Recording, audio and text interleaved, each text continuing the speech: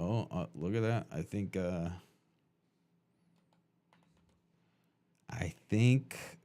we're live, dude.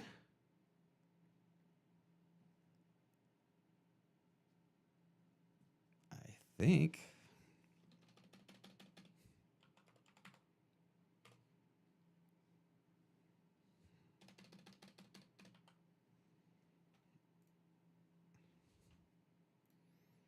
I grew up on the crime side, the New York Times side. Staying alive was no job, had second hands. It's live. Bounced on old men. So then we moved to Shaolin Land, a young youth.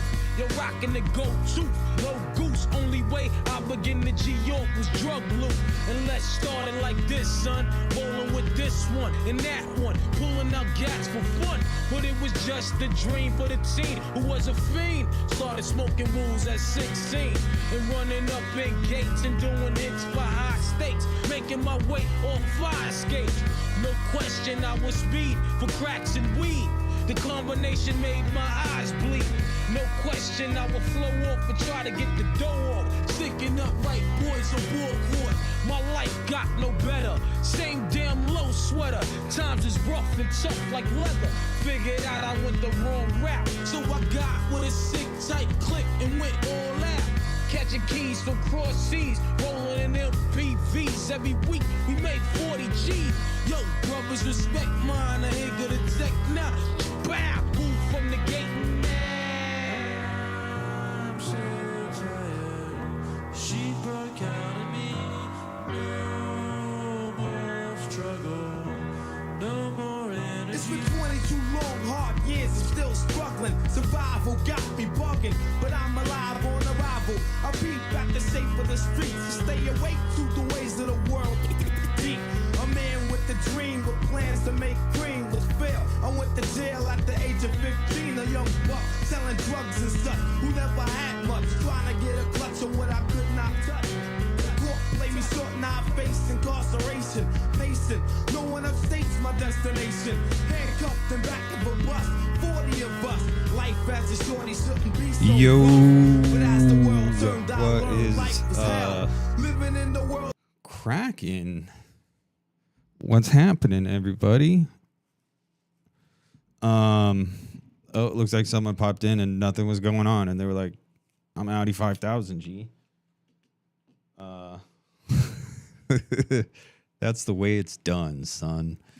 What's up? We're live. Gonna play more of this video game. The last time I went live, I was like, "Oh, I'm gonna keep playing this video game." So that's what we're doing. Gonna keep playing this game, and then I think I'm eventually gonna actually play Fallout, because I was thinking about it. A good friend of mine has never played Fallout, and he was like, "Well, where should I go? What Fallout should I get into?" And I was having a hard time trying to decide. Oh, should I tell him to play New Vegas? Should I tell him to play Fallout 1 and 2? Should I tell him to play Fallout 3? I couldn't decide.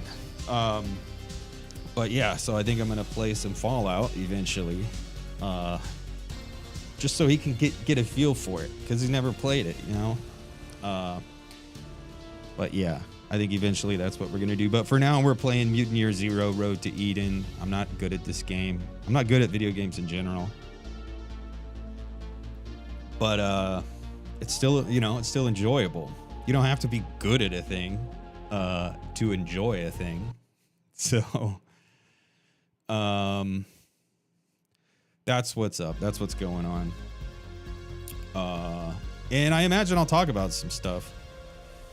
I recently published, where's this? Here, this, this is actually the thumbnail from the short little video. That's the banner photo for the piece I just published on Substack. Jeffery Epstein in yellow, or Jeffery Epstein the King in yellow. Short little piece. Go give it a read on my Substack if you've yet to do so. But we'll, I'll probably talk about that a little bit. Jeffery Epstein. It seems to be the case that that's just getting like more crazy. if that's even possible.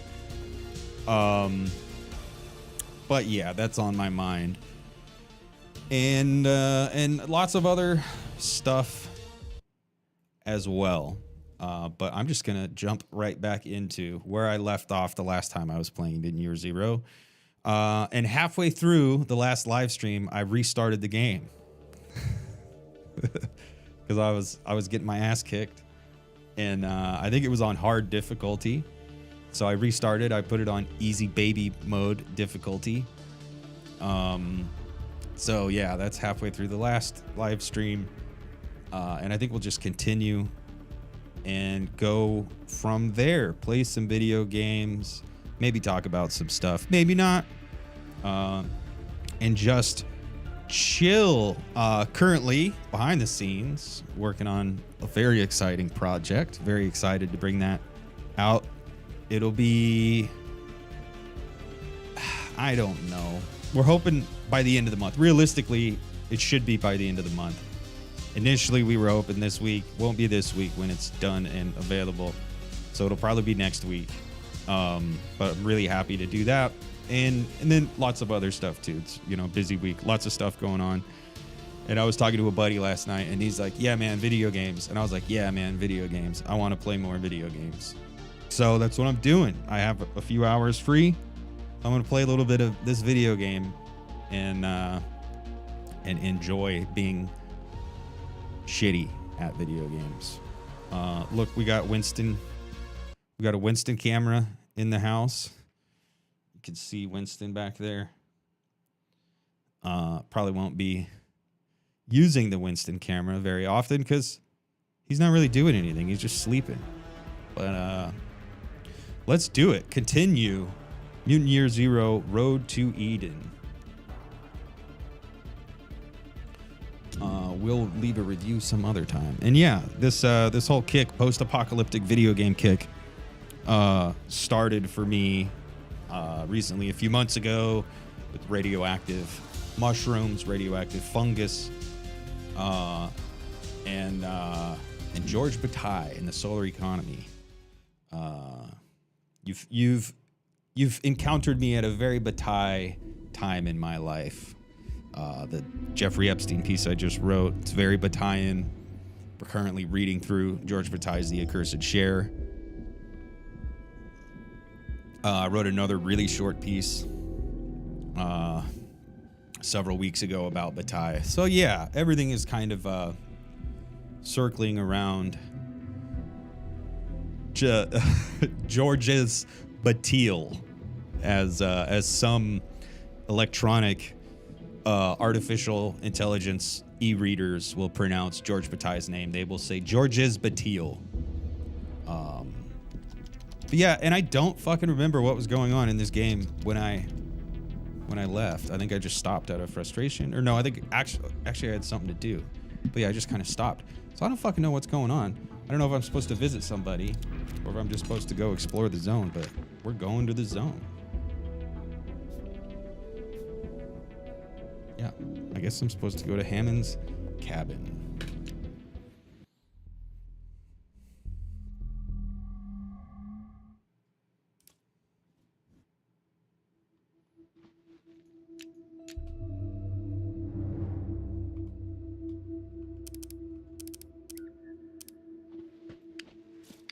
Thanks for signing me up back there, you crazy pig. Yes, Mr. Elder. Sign us up for a suicide mission, Mr. Elder. Did you forget there's like a cajillion ghouls out here who want to kill us? Nobody gets to kill you but me now. Shut the duck up and keep moving. I'm telling you, Borman, ain't no happy ending in this story. Stalkers don't get happy endings. We get each other. So watch my back.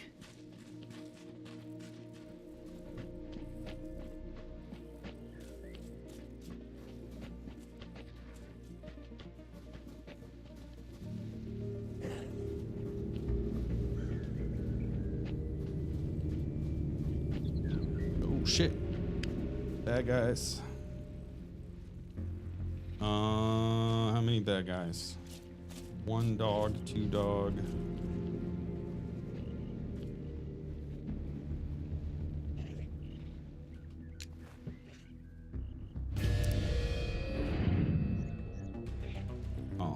was fucking stupid. I should not have done that.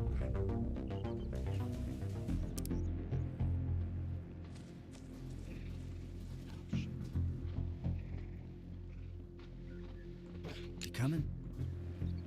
Yeah, okay. I'm gonna have to These abandoned campsites always get my feathers twitching. have to Hundreds fight of this them out dog. here, all full of ghosts, shivering Wanted to in get cold. some cover, but that's not gonna happen.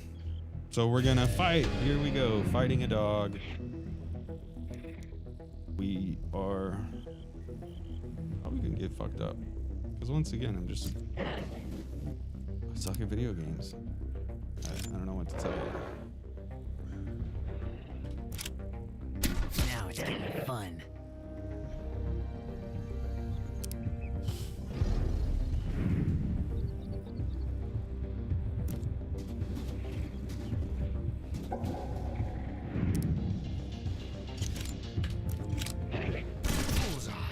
Shit, now he's gonna attack me.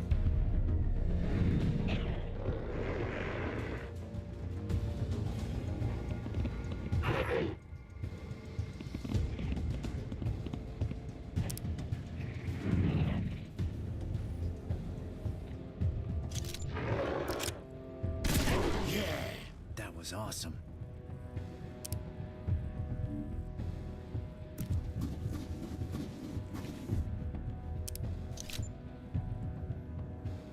I need to reload.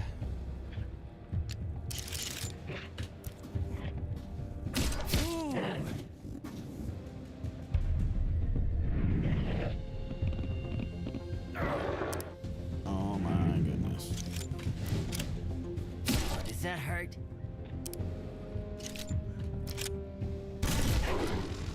Sleep it off. Cleanly done.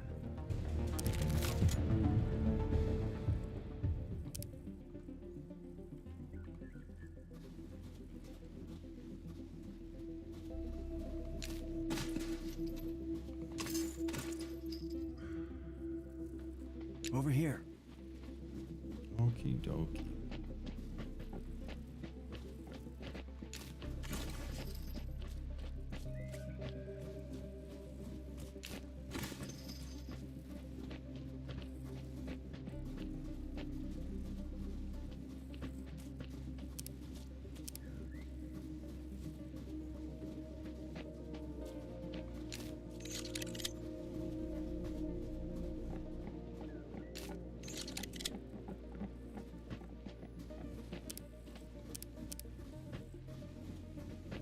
I'm supposed to be investigating this dude's cabin. Shit, looks like there's more bad guys up there.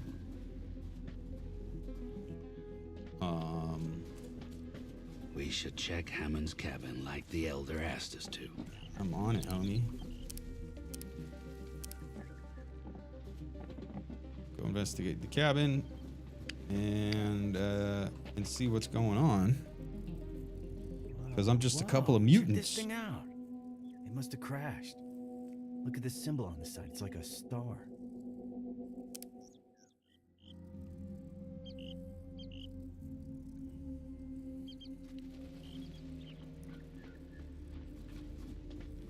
Couple of mutants in the zone.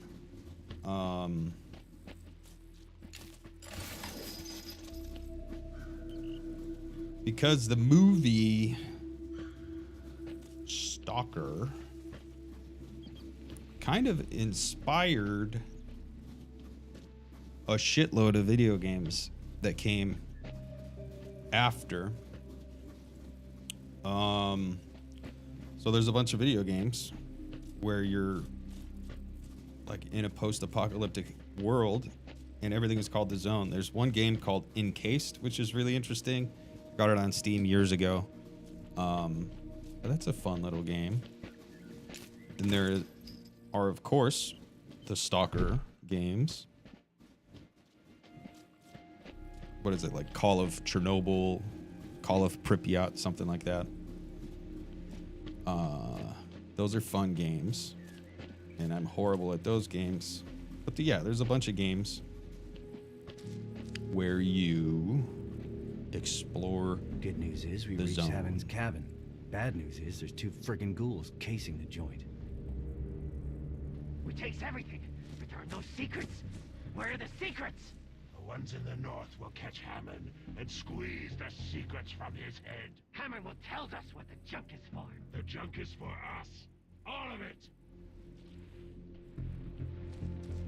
Oh, shit.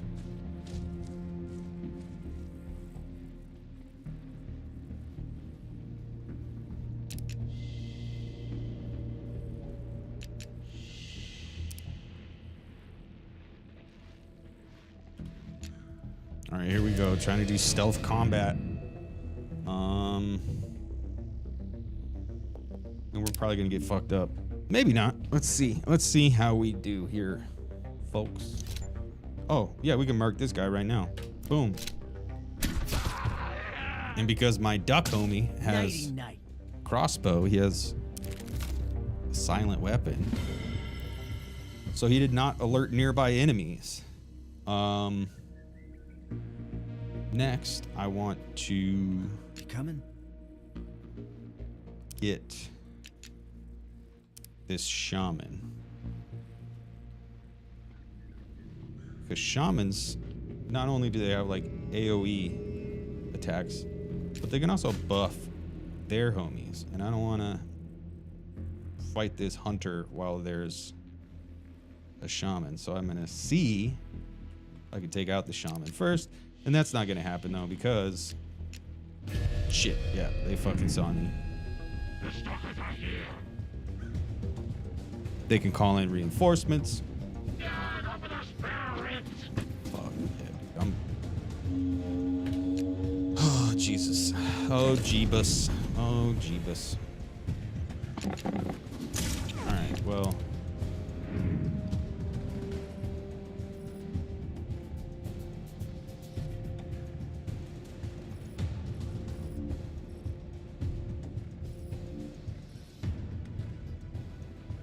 Goodness gracious, dude. Oh, jeez. Don't it? Okay, we're gonna activate Duck Homie.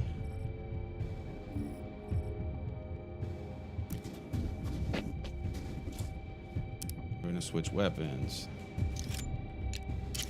And we're going to shoot the shaman. And we missed him. Damn. We're about to die. This game's hard, dude. Shout out Bearded Lady Games for making a hard-ass game, dude.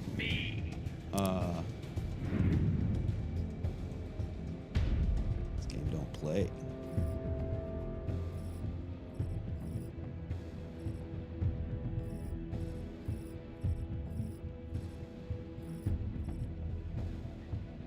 Got any grenades, Holmes? Smoke grenade? I don't want a smoke grenade. Alright. Yeah, look at that. They're gonna get me. Everybody's gonna get me.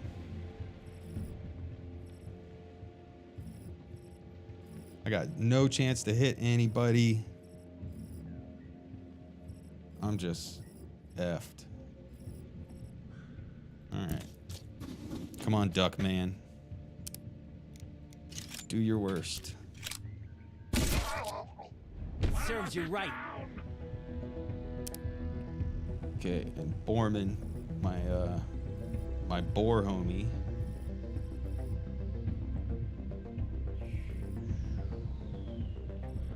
No chance to hit, no chance to hit, no chance to hit.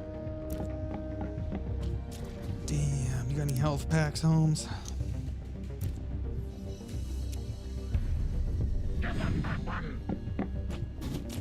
As good as dead. The stalkers.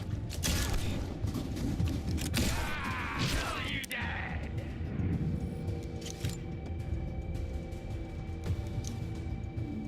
If I go up here, getting this guy's almost a sure thing. You're donezo. Sweet. You wasted him. And now ducks. And start taking out some of these other fools.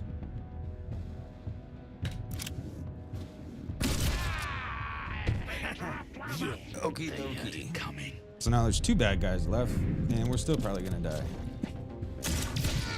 Fuck. Close. Get that annoying freak. Yeah, I'm dead. I died. There is no paradise beyond the zone. Load latest. All right, let's try this again.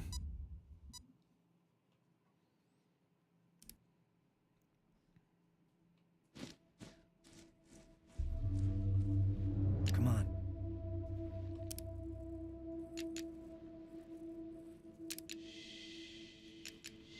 Break up. Get over here.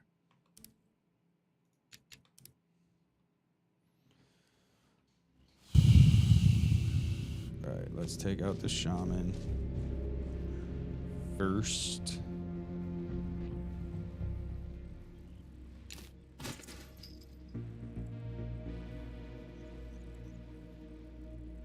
I got this. Cover me.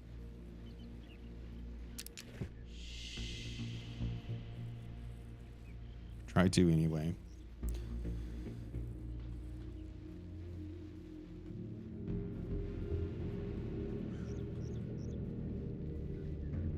Oh, goodness.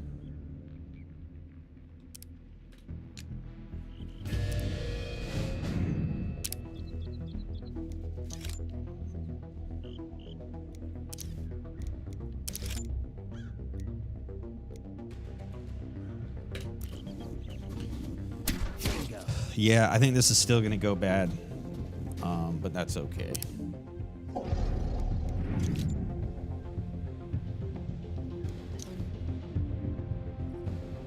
You have a better chance. Let's hope you get a crit. No, did not get a crit. So now he has an opportunity. He's going to call in reinforcements. Damn it. This pinchy fuck, man. Alright. Well.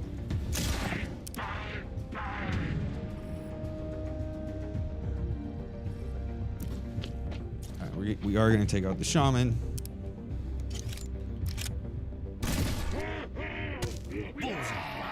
Ooh, nice. You're going to take out this marauder. You finally figured out how to use that thing? Yeah, I've got to get that hunter too. This dude just comes up and melees. Little tricksy scammer. As good as dead. These guys are almost not even a threat. Damn, son. Who you trying to... Who you with? Who you with? Yeah, this guy. Serves you right. You ain't half bad for a newbie. No chance to hit.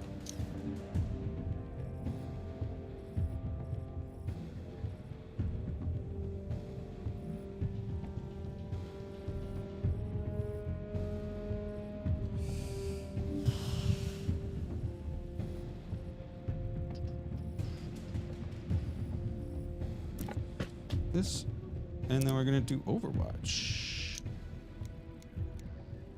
Overwatch. Oh my gosh. We're still gonna die. How absurd is this, dude?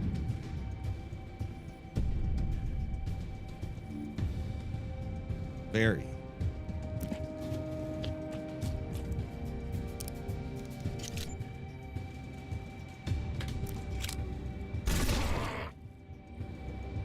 Damn, I should have used a health kit.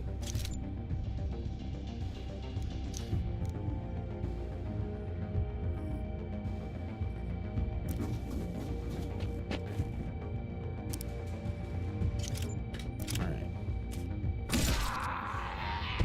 Sorry about that. We are unstoppable. Oh shit, you missed. That was a mistake.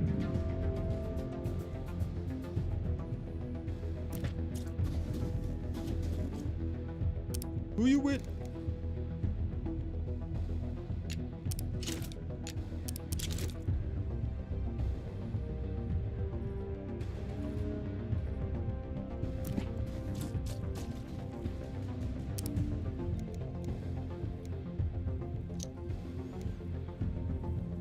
Reload takes 1 AP. Shooting is full takes another AP. Oh no. We missed him. Oh no. Damn, son. Okie dokie, artichoke.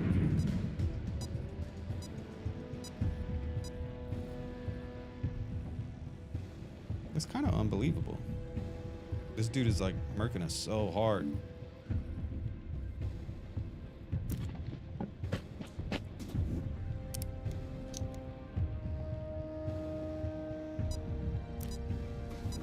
Up and at him, soldier. Damn, son.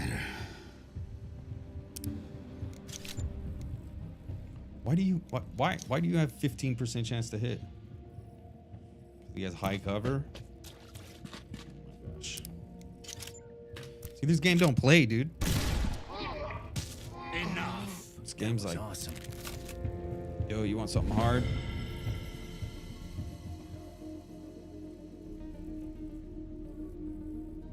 Good shit. Now we gotta like heal up.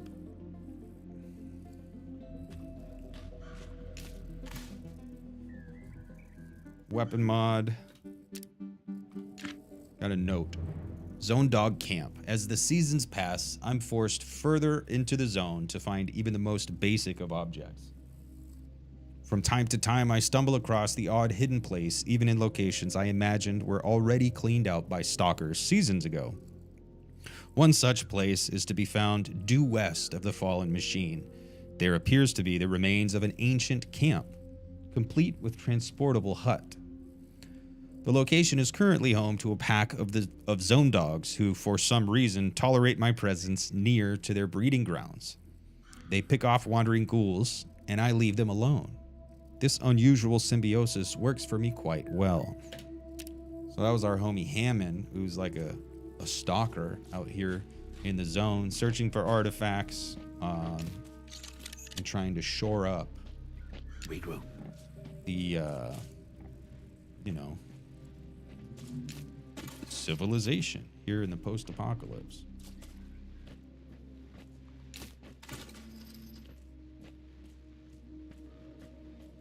Post-apocalyptic. Oh, let's see what this is. Zone ghouls stripped this cabin clean. Almost everything useful was gone. But it's a good thing ghouls can't read.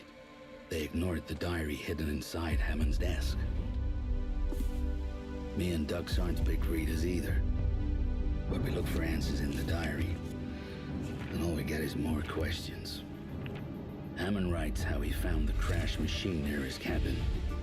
He's convinced the machine was sent as a message from a mythical place beyond the zone called Eden, where everybody's happy and safe.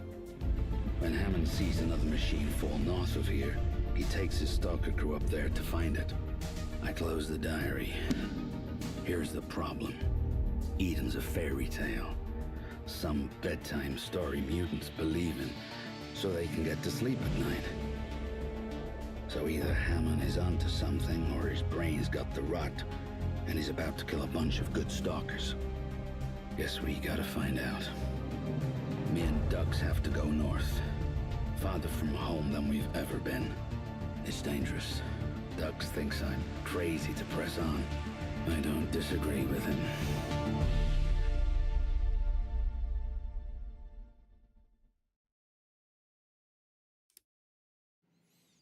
Bing, I don't care bang, about some bong. stupid Eden, but we need to find him.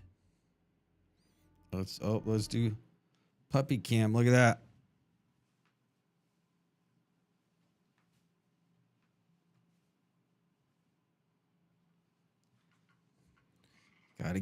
Gotta get puppies. We got puppy camera. Wagwan, what's good? pretend it's the troll accent in World of Warcraft. Yeah, man. Cadell. That shit was fire, dude. That conversation we had with Cadell. We've been saying it for a minute, man, but Global Brain Singularity is a sleeper classic. And it only becomes more relevant as time goes on. But Cadell, yeah, dude, Cadell, I think he's a fucking first-rate fucking mind. And he does excellent stuff in his organizing where he brings other people and really like brings out the best in other people, gives them a space. You were reading Parallax. I'm assuming you're reading Parallax, but Dimitri. Dimitri's a homie too. Shout out Dimitri. Yeah, it was an excellent conversation we had with Cadell. And yeah, Global Brain Singularity and his other work too. Like it's just like, fuck, Cadell does dope shit. So that's tight. And if he's going north, we're going north. If he's going north, that makes him a grade A certified. And what's with those 2 stalkers he took with him? They should know better. They're following orders, just like us. The Ark can't run without Hammond, so we're bringing him back. Especially with ghoul packs coming this far south. Wonder what they're planning. Ghouls are too dumb to plan. Someone's pushing them down here. I feel it in my feathers. But yeah, this whole Far Looker, this tube-like object gives its user the ability to view distant objects up close. Might also come in handy as a weapon if you get in a tight spot. Chronicler Pegasus. This is Hammond's Far Looker. Let's bring it back to prep before the ghouls take it. That name is all wrong. It should be a smallifier, because when I looked into it, everything became smaller and more distant. Amazing what the ancients could make. Oh, geez. A Far Looker or a smallifier. Because if you look through one end, it lets you see far away. If you look through it backwards, it makes everything small. That's funny. These folks are clever. But yeah, we need to get back on track. What the hell we got going on?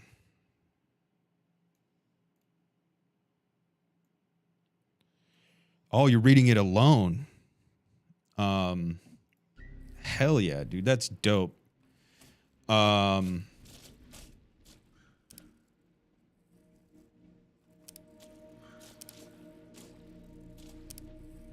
think Parallax View, Sublime Object, Less Than Nothing. For they don't know what they do. I mean, For they don't know what they do and Sublime Object are similar. But yeah, like I think you gotta read the classics, the hits. But it also pays off to like talk about it with people too. So even if you're not doing it in a group, after you read it, it really does pay off to engage in conversation with other people, to allow the silent weaving to do its work. Because you're not really ever done reading a thing. You're not really ever done thinking a thought. So if you just put the book down and let it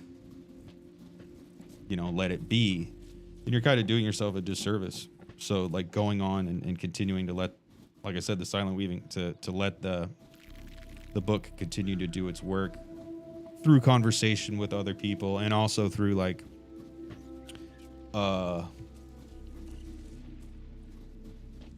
letting it crash up against other works. That's dope. So I'll be excited to, I don't know, see if you got any new, and I don't even think it's new insight. I think it's like I don't know, old insight presenting itself, and not to say old insight disparagingly, but like the work of understanding. It's this unfolding process that you never really know until you already know. which, you know, in a way, I think it's romantic to say like learning is anamnesis or learning is remembering, or even saying like learning is forgetting your forgetfulness or whatever. It's romantic and it lends itself to mysticism, which I don't like.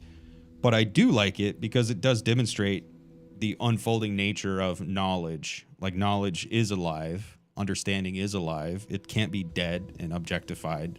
You can't just read something once and then say, oh, I have this knowledge. I have this understanding. Like it's this continual living thing or whatever. So that's dope.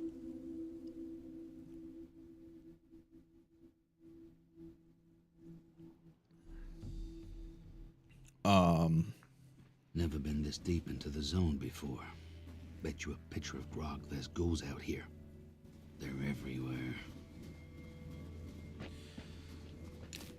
But post-apocalyptic video games, post-apocalyptic fiction. I started talking about that. And you know, the 2 gaming streams I've done, what was it? Wasteland 3 and then now Mutant Year Zero. Word, Bogdan, peace. I will see you when I see you next. Post-apocalyptic video games. I started with Wasteland. Now we're here on Mutant Year Zero, Road to Eden, and I think the next one I'm gonna play is gonna be Fallout. And I might just play Fallout 3. Company. Wait. That's a stalker. One of Hammond's. Because I think Fallout 3 might be the best entry point to Fallout today for someone who's never played Fallout, but who's interested in the lore, interested in the story. Oh, word. You're not dipping, you're just gonna word passively. But yeah, I think Fallout 3 is the best because it's modern enough that it's easy to play. Like playing the old Fallout games are difficult. They just don't really hold up well to the modern eye, to the 2026 eye. So Fallout 3, it's modern. It's got modern mechanics, modern-ish graphics. But it's closer, I think, to New Vegas, and New Vegas is closer to the original Fallout than it is to like Fallout 4 and Fallout 76. And I've played Fallout 4 and Fallout 76, and I've got some enjoyment out of them, some pleasure. But I don't think anything beats Fallout 1 and 2 and Fallout New Vegas. I think those are the most enjoyable, those are the most fun Fallout games to play. And Fallout 3 comes very close to Fallout New Vegas. The reason I don't want to play New Vegas is Fallout 3 has a more exciting world. The world is just more dense and more exciting. Fallout New Vegas does tend to get boring, kind of like this game. Like I'm just walking around, not really doing anything. New Vegas tends to get boring. Fallout 3, the world is more densely packed with story interactions. Maybe not necessarily story interactions, but with like video game play or whatever. So I think Fallout 3 might be the best entry point for someone today who's never played the Fallout games, but who's interested and wants to check it out. So I think that's Stay right there. what I'll be playing next. Who are you? You're Selma, right? You're a mutant like us, on Hammond's team. Do I owe you money? No. Did I kill your brother? No. And Selma I am. Who are you? I'm Dux, and he's Borman. Hello? Like the only walking duck and boar in the whole ark? Come on. That's funny. I think you've mistaken me for someone who gives a duck. I've got to catch up to Hammond before it's too late. You're part of Hammond's crew. How did you get separated? It was weird. We were all hearing strange voices, not from the zone, in our heads. And that's when the ghouls ambushed us. After the fight, I was somehow blinded, paralyzed. I could barely move. I told Hammond I'd catch up to him when it wore off. 2 long, rough days. But I'm better now. He headed up north to a crash site to find some metal ship. Says it was sent from... Eden, I know. Do you believe him? If Hammond thinks there's an Eden, there's an Eden. Believe me. You guys are trying to find him too? And we can work together. This is insane. You want to go more north? Into Ghoul Central? They'll kill us. A lot of ghouls have tried to kill me, but I'm still here. So, am I part of your team or what? Word, you could be part of our team, Selma. At least you're not playing Fallout or World of Warcraft. After 2 weeks, I got bored. I played World of Warcraft. Damn, dude, when would it have been? Back in 2003, maybe? Early 2000s. And my character was named Come Hail. Like hail. Hail, like, you know, frozen rain. Come Hail. That was the name of my character. And yeah, I played World of Warcraft very briefly. And yeah, 2004, yeah. And that was it. I wasn't I don't know. Warcraft 3 was dope. StarCraft was I love StarCraft, but yeah, World of Warcraft didn't really do it for me. I don't love MMOs. Mutations. This is leveling up. So in Mutant Year Zero Road to Eden, you level up, you get to choose mutations because you're mutants.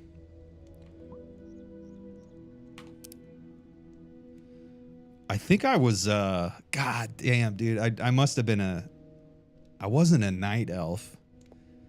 Wood elf, is there a difference between high elf and wood elf? I think I would have been a wood elf because I know in Oblivion and Skyrim, I tend to play a wood elf. Sometimes I'll play a Breton, but I usually play a wood elf in the Elder Scrolls games. So I think that's what I would have been in WoW. And I probably would have been, I mean, at the time, I would have been a rogue back then. I think now I usually do the stealth archer thing because I'm a bitch and I'm not good at video games. So stealth archer is usually the way to go. Then I guess I must have been a night elf. But yeah, I think I probably would have been a rogue back then. Or maybe not. I don't know. Maybe it was totally different back then. But yeah, I do tend to go for stealth in video games. And back in the day, I used to do like stealth melee. But now that I'm older and slower, I usually tend to do like a stealth archer type character. So like in Cyberpunk 2077, I do the Netrunner build because you just stay far away and you can just hack everything and kill everybody from a distance. But sometimes it's fun to do like a stealth melee build. Okay, so we're going to choose some mutations. We're going to make Borman the tank.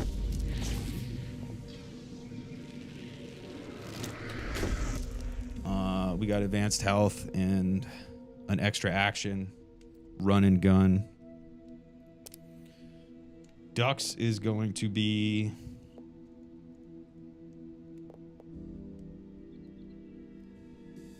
our sharpshooter.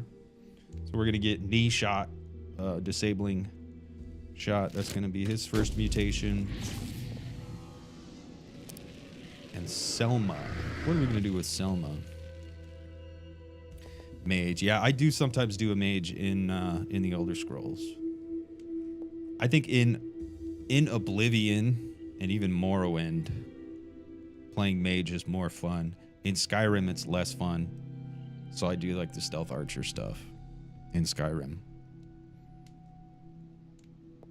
But in like Fallout 3, I do like a long range, like a sniper build. Mage Witcher, holy shit, that's fucking insane, dude. Like in the Witcher games, you didn't do a melee. I don't know. I have not played the Witcher, or that was your class in Warcraft.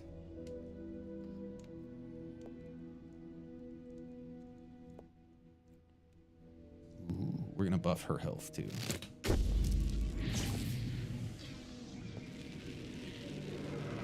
Oh shit.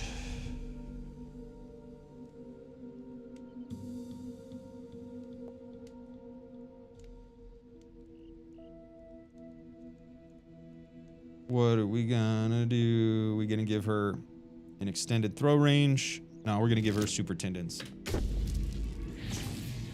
Cause you suck. Yeah, I mean, that's the way that it goes, dude. I think the devs often build in cheesy mechanics for people who just want to like have fun playing the game. Like back in the days of Nintendo and Super Nintendo, I was all about the grind. Like Final Fantasy VII, well, that was on PlayStation 1, but like that was probably the last game that I really got into like difficulty and grinding. But yeah, after that, I just want to enjoy a game. I just want to lay back and kind of have fun. Some games I like to play on higher difficulties, but for the most part, when I want to play a video game, I want to chill. I don't want it to be stressful. So I give me all the cheese. Give me all the cheesy mechanics so I can enjoy the story. Video games, for me primarily, are like choose your own adventure books now. Back when I was younger and my brain was faster, then it was about the, coordination and the challenge and shit like that. But now for the most part, I can't do the difficulty stuff. I'm a grown-ass man, yo. I got kids, I got bills, I got responsibilities and shit. I can't be out here like trying to get self-worth from how good I do at a video game challenge. And not to say that's what everybody does. I mean, it is pretty amazing when people can complete really difficult shit in video games. But it's just not for me anymore. But back in the day, back in the Nintendo, Super Nintendo days, I liked very difficult games. Evacuation guidelines. Evacuation route D1, Holga. Only bring essential items. Non-essential items will not be loaded onto ferries. Warm, waterproof clothing, ready-to-eat tinned or dried foods, basic tools, medicine, first aid supplies. No pets, no personal items that will not fit into a shoebox. Start. Gutenberg Center. I can't fucking say that word. Continue on to Gottalbron. Oh, Jesus. Via Swedenborg's Gatan. Is that Swedenborg Gate? Turn onto Postgardsvagen. What is that? Postgardsvagen. Something Vagen, what is that? Like Way Boulevard, something like that. Turn onto Generatorsgatan, Generators Gate via Tuvevagen. Turn onto I'm just slaughtering this fucking language. Shout out Sweden. Take the Gunsby Cornhall Ferry, destination Holga.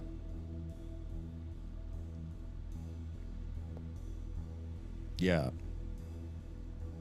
Once again, Bearded Lady Games. Swedish. Are they Swedish? Yeah, I think they're Swedish. Or are they Finnish? Wow. Look what we have here. Vagen Way in Grade A Danish stalker or is... what?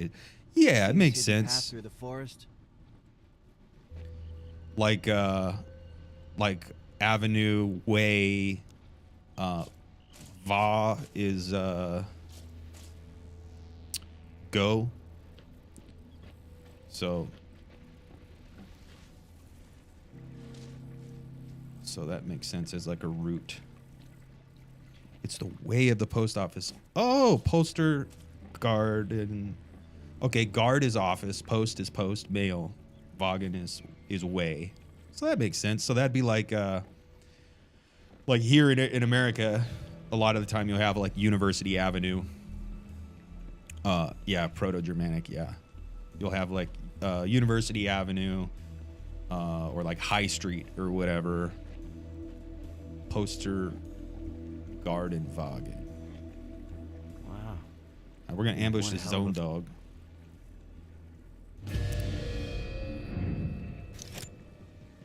By the way, the Olympics, Slovenia is murdering the ski jump, and I found that amusing. Yeah.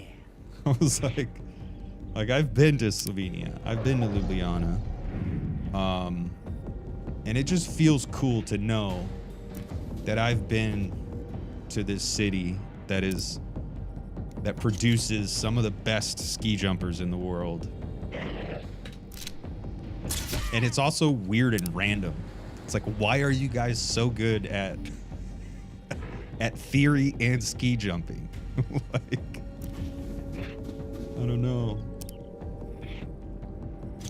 All right, this is about to alert the other zone dog in the area.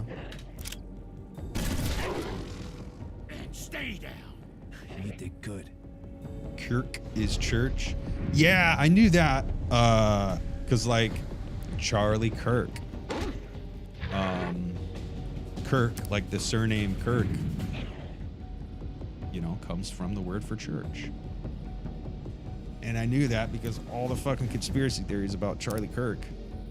Everybody was like, oh, Charlie Kirk is the modern day prophet or whatever. And no, he was just a right-wing provocateur.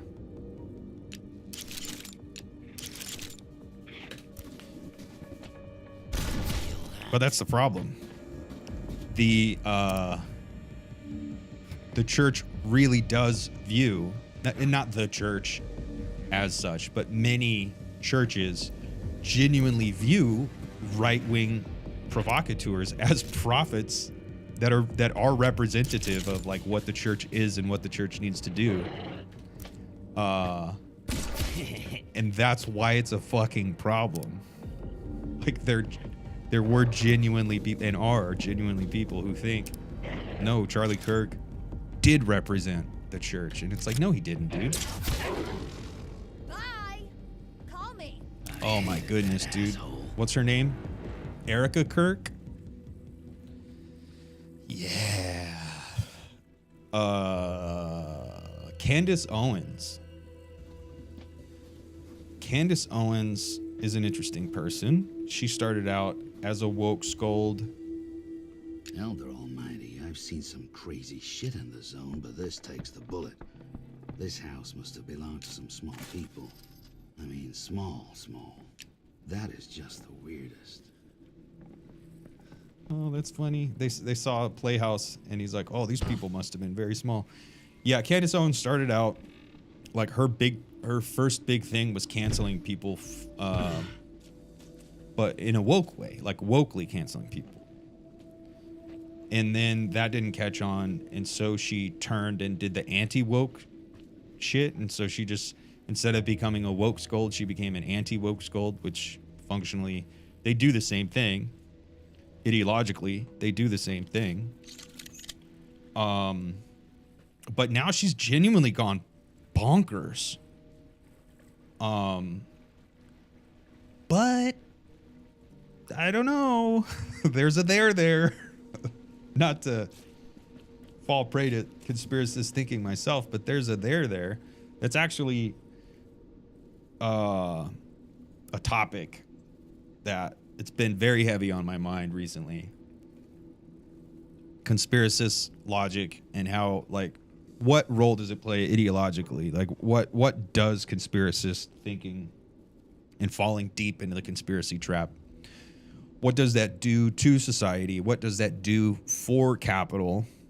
The short piece I just posted about Jeffrey Epstein and the King in Yellow, I'm really trying to grapple with that. And actually, coming soon, I'll be having a couple conversations focusing around that, like conspiracies and the ideology of conspiracy, how it actually becomes an enabling structure for just very bad shit to continue happening. But yeah, Candace Owens and the Erica Kirk beef is fascinating. And I do enjoy watching it from the sidelines. And ultimately, I think it's spreading nihilism, and I think it's spreading just no good, very bad things. And yeah, I think they're all no good, very bad people generally. She was a Christian photo model. Yeah, she also did this is like, oh, are you going to be a Christian but also be a supermodel? Like, didn't Jesus say something about I wonder what this might hold. worshiping images, graven images and shit? Sick. I got a sick ass hat. But I don't know. It smells fishy. A lot of that smells really fishy. And there is a there, and I think it's important to not just outright reject conspiracist thinking and conspiracism and say, oh, no, you can't do that. You can't entertain those ideas. Because then it pushes people away. The people who are genuinely compelled by the conspiracist thinking, if you just dismiss it as absurd or ridiculous or reactionary or whatever, you're actually only helping build the conspiracist movement, conspiracist logic. So you're actually helping fan the flames of that fire. So I think we need to seriously take conspiracism with a grain of salt and say there is a there. In many of these instances, there's a there. And we need to be able to talk about it and analyze it and look at it structurally and not become fascinated by the individual details and do the disavowal thing where it's like, well, if we hyperfixate on the details, it helps disavow the totality and the severity and the complexity of these structural problems, because a lot of these things are structural, and the ones that aren't structural, I don't know, maybe they don't matter. Like, maybe I don't give a shit if individual people, or even individual communities of people have beefs between each other. Maybe I only care about it like when it is a structural thing that affects all of us universally.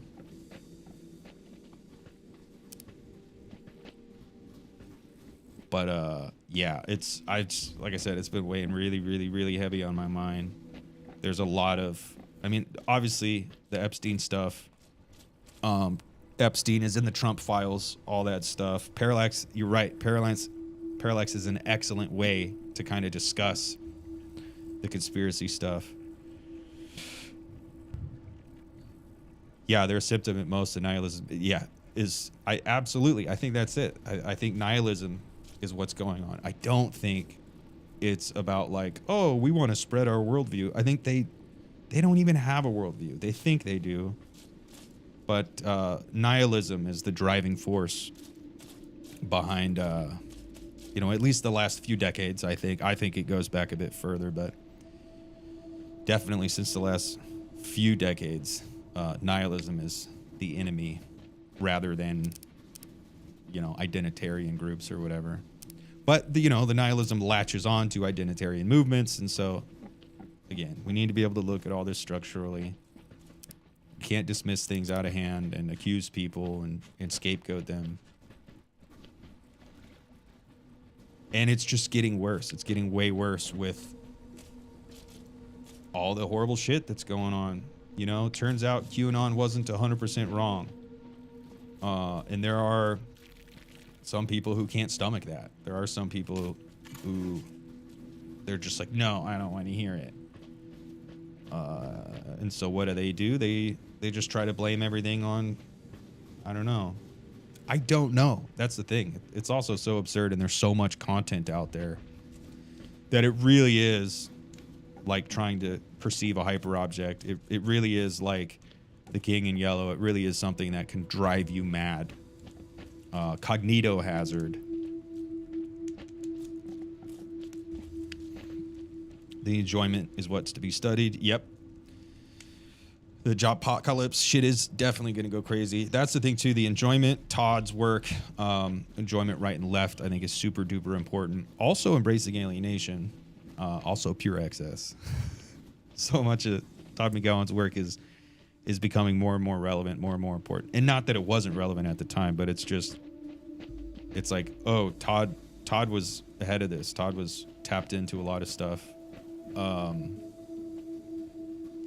that people need to reckon with. And it really does come down to these notions of belonging and non-belonging and ostracization and otherizing and enjoying.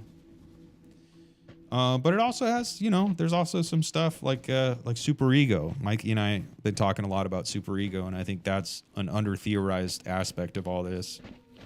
And that also, it has to do with notions of belonging and non-belonging. It also has to do with the enjoyment that we get in the disavowal of these things. Like, there's a sick kind of enjoyment that comes from hyperfixating over all the details and all the Epstein files. And there's a superegoic element of all that as well. And I don't know, it's just it's a fucking hyper object. Like, it's the structural thing, and it needs to be analyzed structurally. And it's also hard to do because it's heartbreaking and it's soul shattering to really, really reckon with what is going on. We're being harvested, for what, fuck, I don't know. Capital. That ghoul's got a horn to blow on. He can warn his friends about us. Yeah, the AI superego is the voice of capital, and capital functionally is AI. So seeing how capital / AI or techno capital or Robo Cthulhu, like seeing how that operates on us as subjects is important, and it uses the superego, and it gets us to do things like disavowal. So that rather than turning any of the kind of malaise that we all feel into some type of genuinely emancipatory movement or energy, we all kind of dissipate that energy on games of belonging and games of non-belonging. Yeah, through abstraction. Like, we abstract ourselves to these notions to which we can or cannot belong, and to which the other can or cannot belong. And it's just scapegoats all the way down. And it's dangerous, like having conversations with people. Hey, you on the truck? Ugly face. You see anything out there? No, there's nothing out there. It's the zone. And stop calling me ugly face. Look at your face. I can't look at my face, it's my face. Now put your eyes out there and look for intruders. Having conversations with people who fall for the ideology and find themselves getting caught in these traps of belonging and otherizing. It's dangerous because you put that goes hand in hand with the nihilism. And then you get people who are out here doing like extreme violent shit because they think they're, oh my gosh, I'm about to die. They think they're like fighting for freedom or whatever, and it's like, no, dude, we're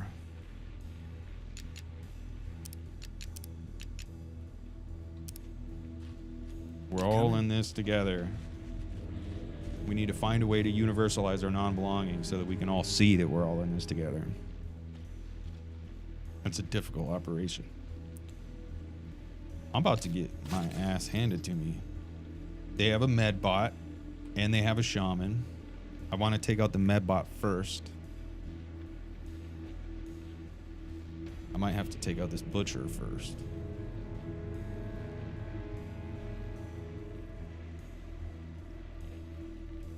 If I can.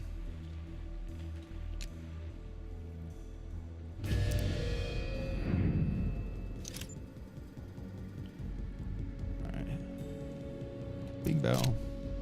Hi there. And now we need Selma. Yeah. Oh, she missed. Oh, damn, son. I'm effed.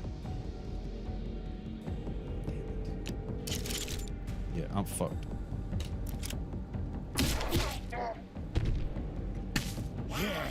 I owe you a grog. That was amazing. The bird, hit it, no sweat on it. Got a hunter. I want to take out the medbot and the shaman. Damn, I'm about to die. I'm about to have to reload. Fuck. I'm just so bad at fucking video games.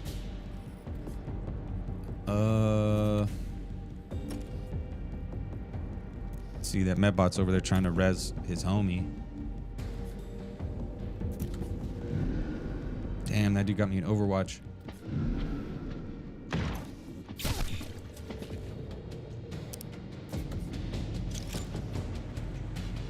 But this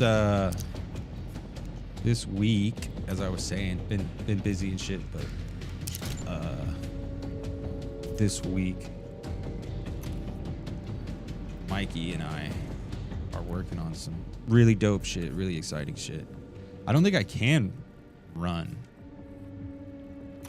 I'm sure there is a way to run for confrontations, actually. A throw Molotov cocktail. Even though I don't think that hurts robots.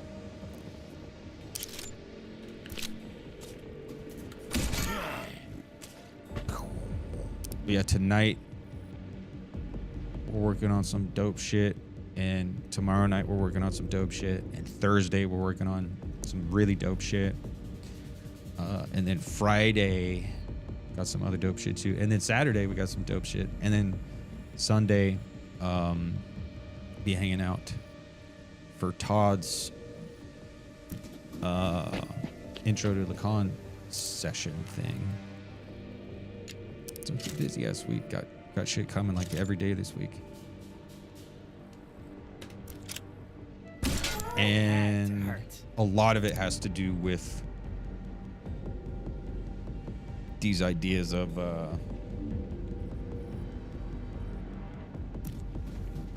superego, disavowal, otherizing, belonging, in politics, and like where does that cash out politically? The applied facial metrics have a super day.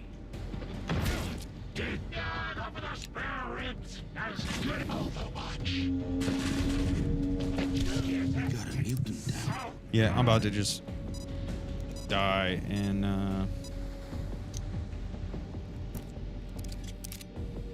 restart this encounter. Serves you right. Stone cold. And I think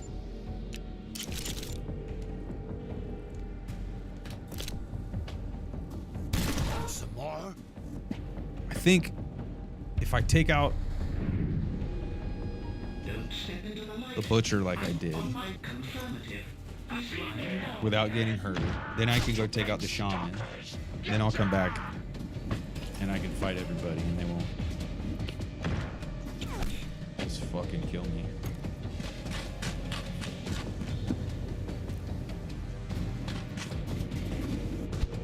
Ooh, that shaman has level 16. Filthy!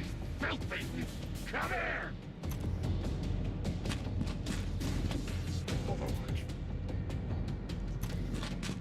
I'm only, what, level 5? All these enemies out here, like level 10, level 15. I'm like level 5.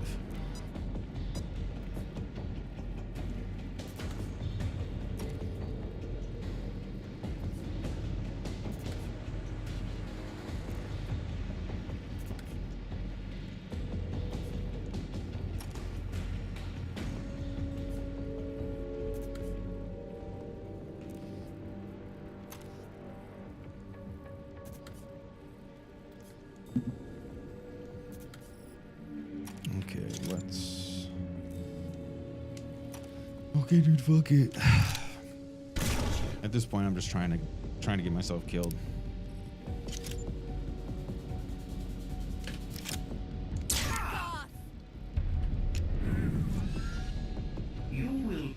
Look, that dude just resurrected his homie. I should actually look at the map and find an easier zone. No sweat on it.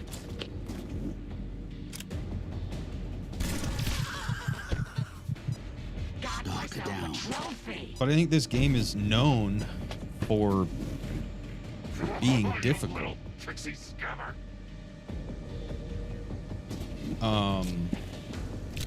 It's one of those ones where you just gotta get good.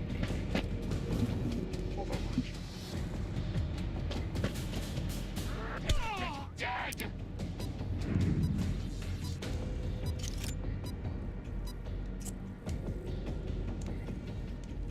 Kill the medbot.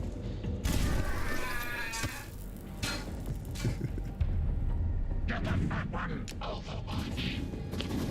Give me some.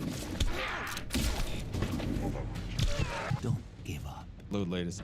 That's what sucks. Like this game, it's a board game, Mutant Year Zero. It's a tabletop game. It's fucking sick ass tabletop game. So it's already like incorporating some TTRPG mechanics that lend themselves to difficulty in video games.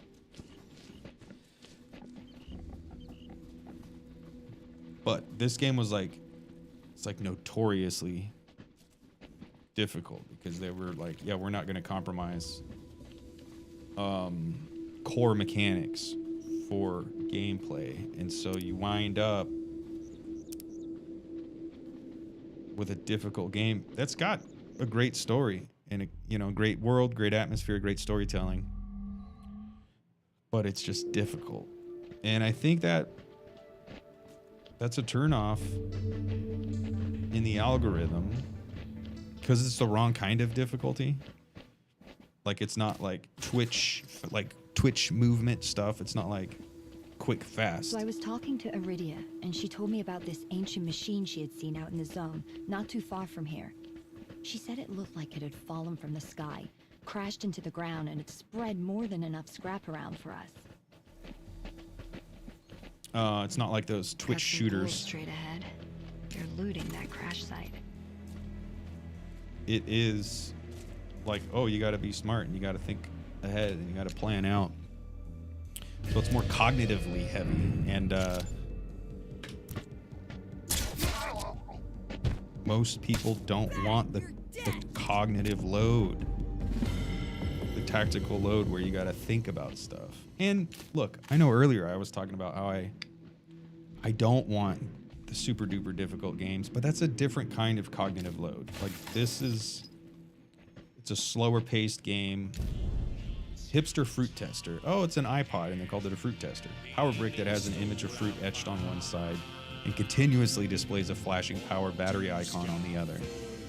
This was used to determine the ripeness of fruits. Chroniclers say that this device has a secondary music playing function which required some earpieces to be attached to it. Chronicler Hippocampus.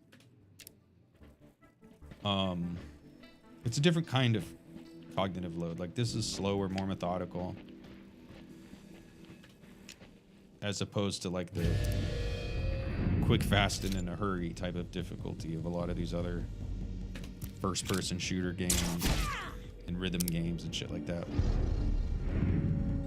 So I guess I do like difficult games. I just like my difficulty a bit slower.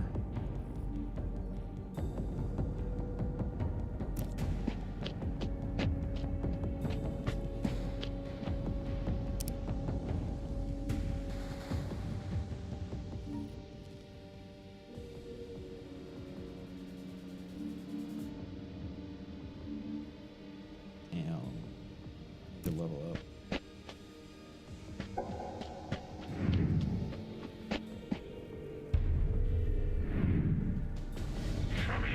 Damn. been as good as dead. Bye, bye.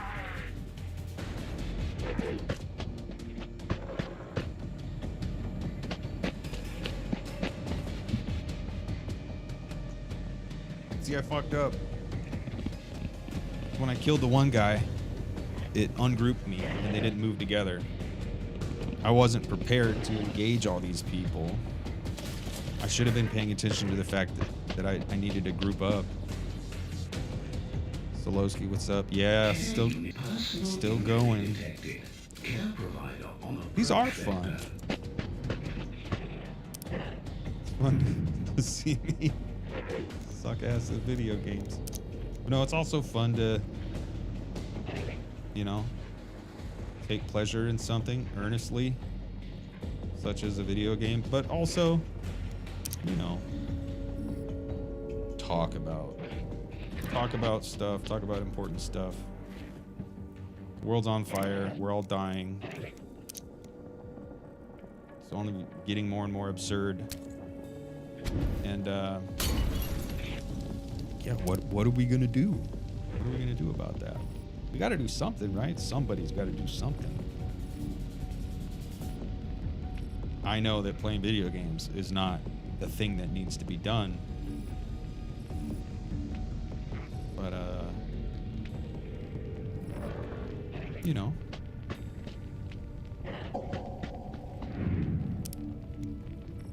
Not shying away from the fact that the world is fucked up and getting more and more absurd, I think is important, but also not just climbing into a fucking hole and hiding my head in the sand is also a good thing to be doing too.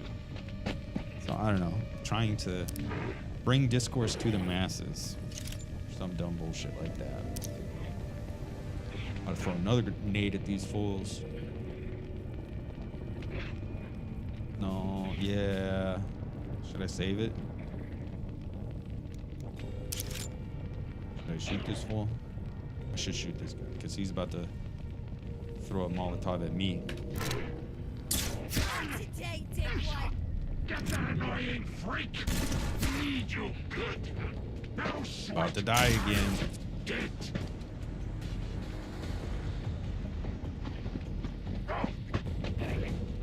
Cut that filthy mutant neck!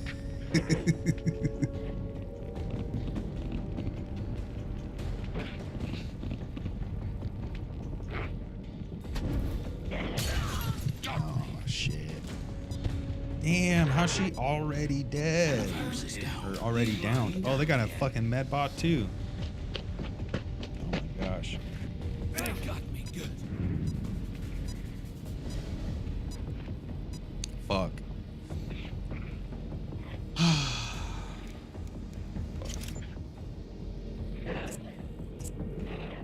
Shoot this fucking guy. Gotcha. Oh man, that was my shot. Should move out of the fire. But I also I shouldn't pretend like I can salvage this run or this encounter. So I'm not. I'll go down swinging and then reload and then level up and then pay more attention and not get my ass murked immediately. Oh, look at that. My Amazon delivery was just delivered. Damn. Winston. What are you doing, dude? Lock it down. Winston. You have been with that one. Please state further injuries. Winston is like smelling the floor. What are you doing there, buddy? What are you doing, bud? Winston, what are you doing? Oh, Charlie. Can't see Charlie when I turn around that way. Winston. What's up, Charles? I'm not talking to you. All right, I'll leave you alone, Winston.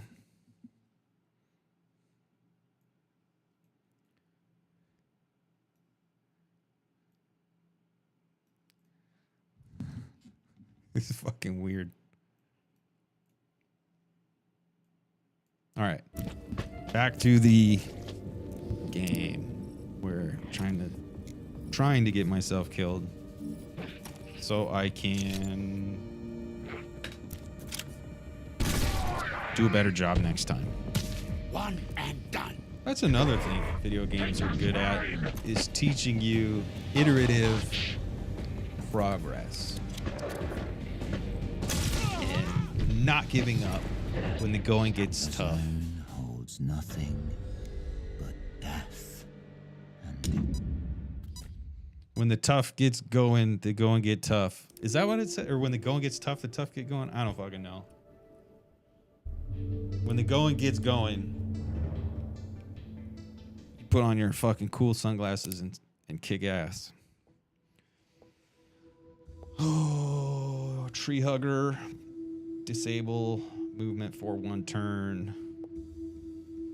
Or permanently extend your throw range. I think for now I'm going to permanently... No, I am going to do this so I can disable movement for 1 turn. That's the other thing too. You got to be fucking tactical. This is a game like you get these perks, you get these buffs, you got to use them. I didn't use Dux's disabling shot once. I don't want the skull splitter, even though I will eventually get that so I can get the wings so this guy can fly. I'm going to up his life. Now everybody has +1 health. And then Borman is going to get +2 health because he's going to turn into my tank. Yeah, fucking video games can actually teach you a lot. They can teach you structural thinking, right? Because Over here. you got to think about how the parts affect the whole, and how the whole quilts the parts, and how it contextualizes the parts. All right, I'm gonna fucking murk this guy. Ooh, yikes. Do I want the sure thing?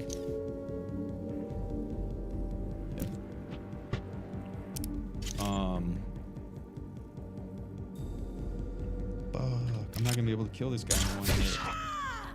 What am I doing?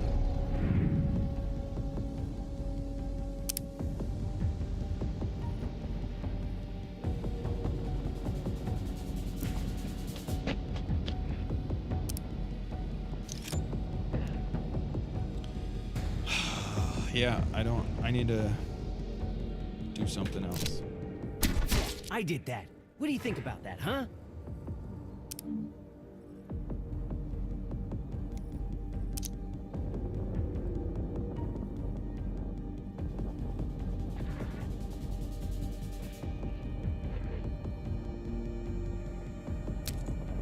I'm fucked. Oh no, I'm not. They didn't hear that. Sick. Hey, over here. Yeah, video games can teach you all kinds of stuff about the world. It can teach you about cause and effect, teach you structural thinking, teach you how to be part of a team. There's an image of a rot pear. This looks like a testing contraption for fruit. I heard stories about singing fruit that could make music. Is this somehow related? Alpha level clearance only. Mimir Emergency Protocol 242 D15 EEP 242 D15. Article 1. In the event of a compromised government, key holders will be summoned to location Theta. Orders will then be issued depending on the level of emergency. Article 2. In the event of a hostile infringement by foreign or internal parties, key holders will be summoned to location Nova. Key holders must be accompanied by at least 5 or more enforcers. Extraction choppers are stationed in the following locations. And then you get some lat long coordinates. I'm sure you could actually look that up on Google Maps and that would give you a location. Probably a 34. God, where would that be? Would that be in northwestern Europe somewhere? And then those other ones, God, where the hell would that be?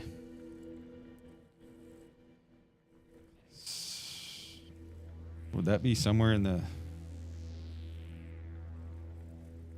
I don't know. Put silence on a tank and Loki threw a grenade for another one. Would you leave the noise on? Yeah. That would be good. I only have like one grenade though.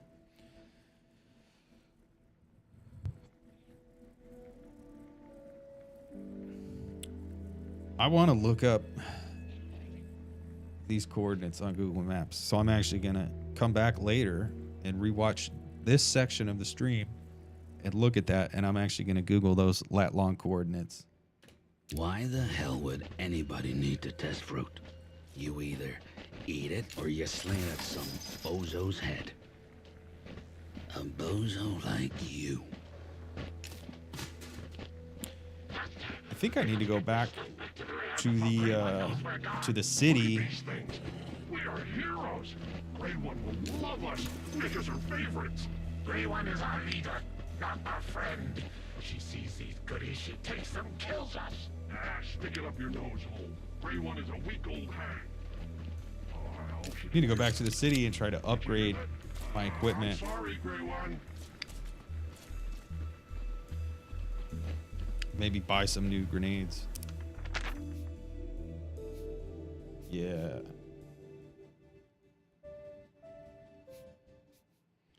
That's what I'm gonna do. Go to the Ark and see if I can upgrade or buy better equipment.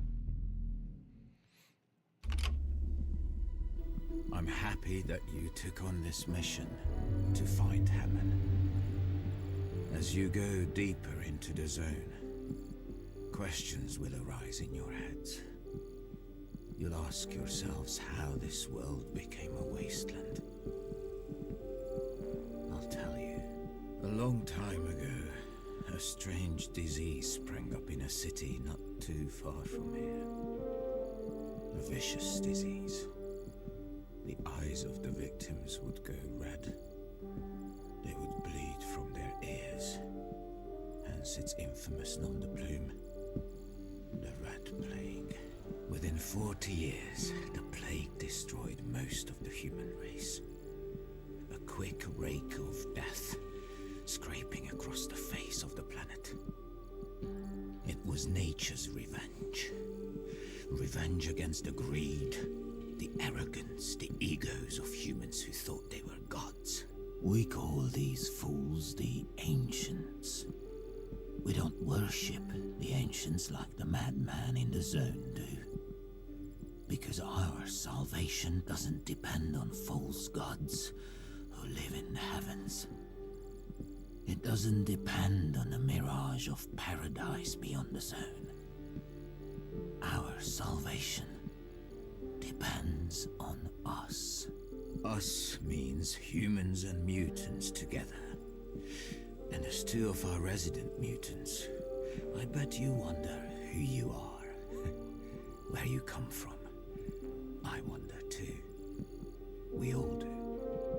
When I found you in the zone, you were shivering, naked, memories completely wiped. We took you in, taught you, and now you serve us as our hunters, our trackers, our warriors. We are indebted to you, stalkers. Never turn on each other. Hear me? Foreshadowing, but also, hell yeah, that was dope. The world ended because everybody was waiting for someone else to solve the problems, and now this ragtag civilization here in the Ark is like, it's up to us. We have to depend on ourselves. I think that's excellent messaging. I think maybe not most, but there's a lot of like post-apocalyptic games that don't really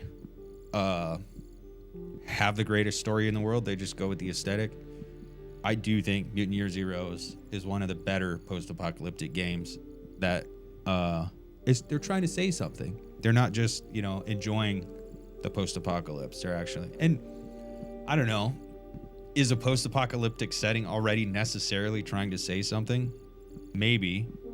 But the writers and the developers were like, yeah, we're not just going to be satisfied with aesthetically allowing you to discover it. Like, we're actually going to put some pretty cool messaging in the game. So shout out Bearded Lady Games. And yeah, the King in Yellow, man.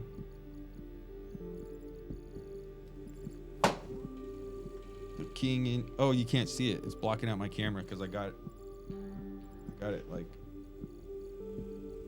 set up to zip everything out. But the King in Yellow. And also True Detective. I've never seen that show, but I was talking to Mikey. I was talking to Mikey about the King in Yellow and True Detective, and Mikey fucking loves True Detective. So I watched the first 2 episodes of it. Fucking excellent show. But the King in Yellow, the book, and yeah, I don't know. I don't want to ruin it, but it's, you know, short fiction. Remember your elder's guidance. That I think says a lot about disavowal and superego, and I don't know, like I think it's useful to talk about Jeffrey Epstein from this thing of like, if we allow ourselves to fall for the conspiracist logic, and if we give ourselves over to the kind of jouissance that comes from seeking the hidden truth, you know, the occulted truth, and scapegoating the other and stuff like that, we're just gonna propagate more of the same. So yeah, I don't know. For me, the King in Yellow is an excellent analytic or framing or whatever for talking about Epstein. And yeah, True Detective. So I've watched the first two episodes. Fucking banger so far. Looking forward to finishing the season. But yeah, I had no idea that show went so hard. King in Yellow it's an old collection of stories. It's in the vein of like H.P. Lovecraft, Edgar Allan Poe, like American Gothic fiction, horror literature or whatever. So yeah. But yeah. King in Yellow, Jeffrey Epstein as the King in Yellow. Or maybe not. Maybe it's not to say Jeffrey Epstein is the King in Yellow, but it's to say like Jeffrey Epstein is just like cosmic madness incarnate or whatever, and focusing in so much on like the details, hyper fixating on the details. Like that's a way to just kind of get captivated by the cosmic madness and kind of lose your brain or whatever, and how that's not a good thing for social cohesion. You know, the world we need solidarity and unity. We don't need madness and scapegoating and all that. So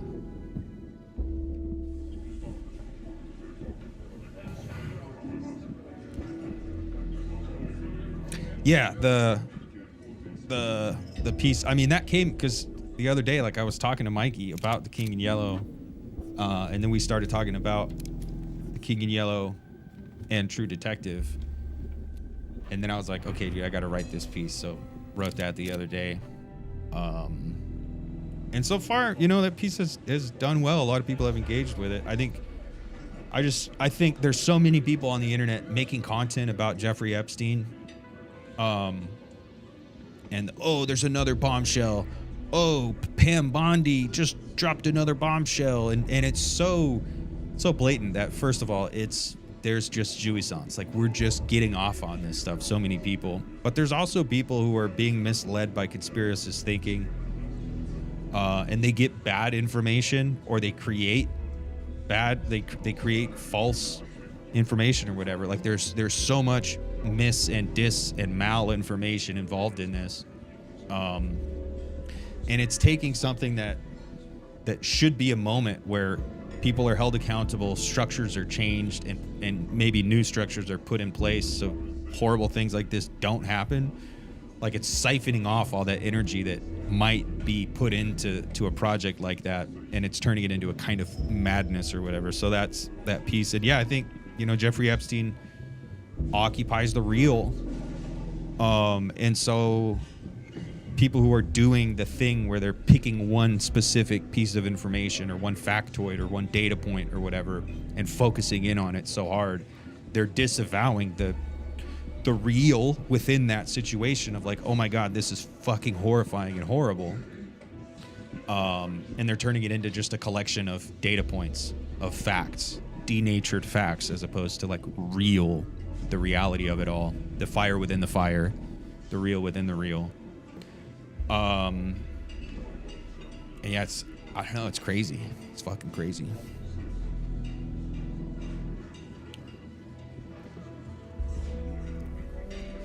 Hear Mikey talk French.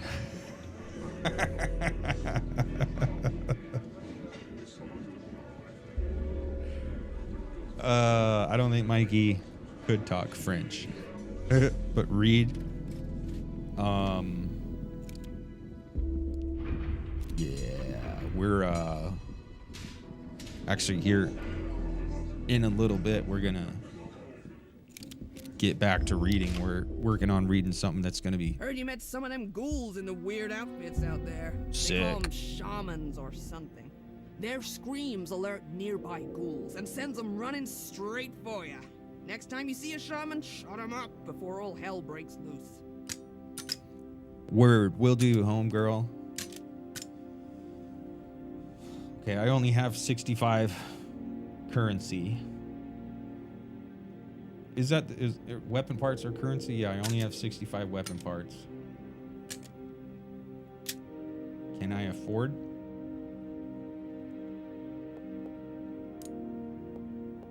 Shit.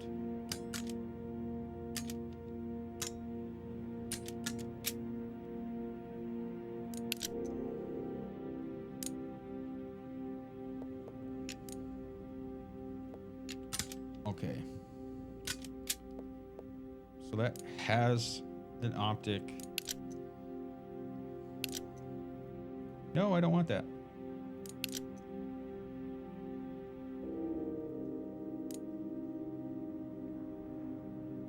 Additional crit damage.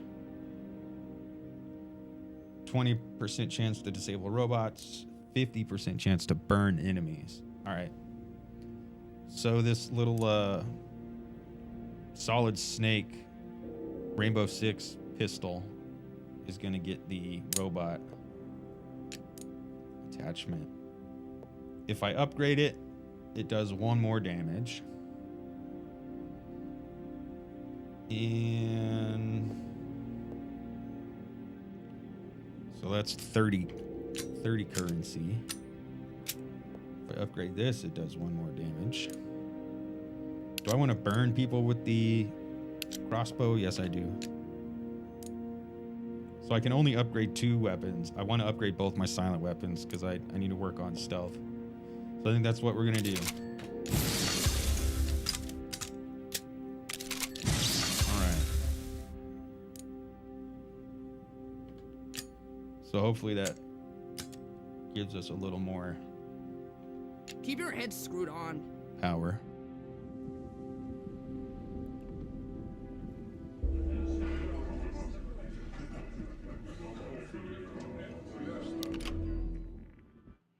After a killer day in the zone, you know you can always come to Prips for some high-quality grog. You want to get loaded? Order a shot. No butane, no bleach, only natural ingredients. I also dabble in a little antiquity trading. So if you find any cool artifacts out in the wasteland, bring them to me and I'll give you something in return. Comprende? I should find a silencer for the shotgun. Okay, I got 3 artifact points. So these are what? Permanent buffs?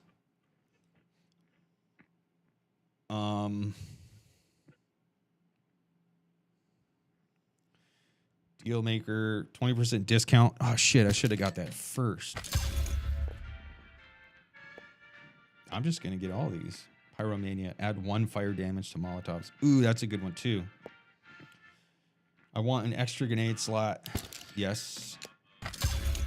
Do I want to extend bleed out or do I want to add fire damage?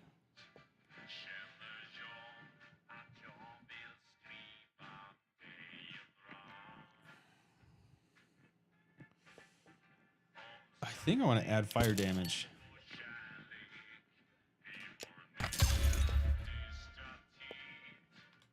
I'm hoping I can avoid entering the bleed out condition.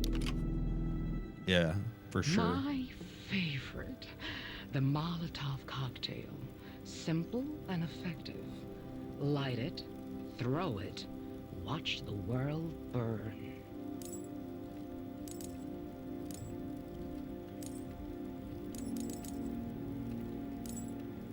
No, that's extend bleed out for like when you're downed.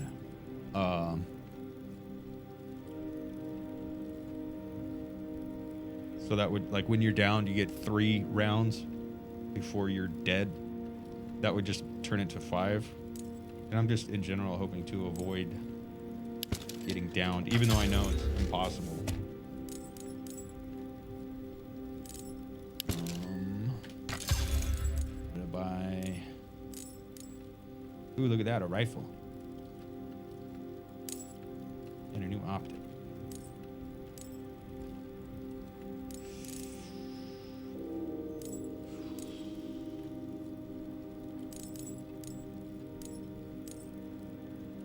I could find a better rifle. And I can find an optic, I'm sure. I'm gonna buy 1 grenade. 1 more health kit. For the lulz, why not? Alright. And that'll do. Safe travels.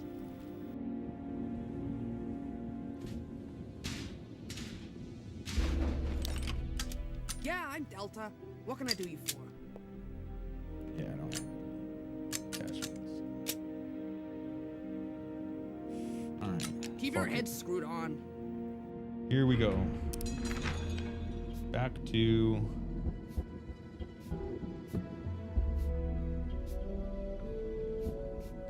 We're going back to the Fallen Angel.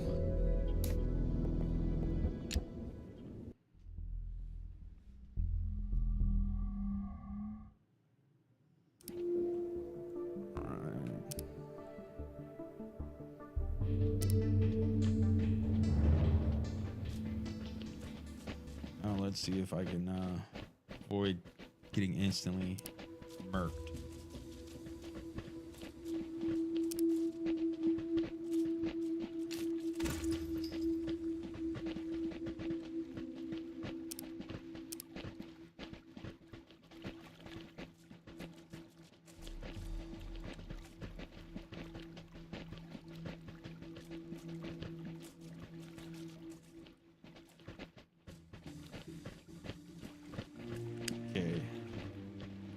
There's 1 fool.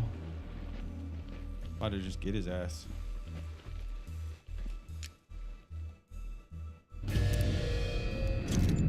Check that shit out. Bye! Call me! Ooh, and I leveled up. Only Duck Homie leveled up. Follow me. Why didn't everybody level up? Ooh, shit, a medbot. Pyro, a marauder. Now I've seen it all. I think that's a robot. An actual working robot. Damn.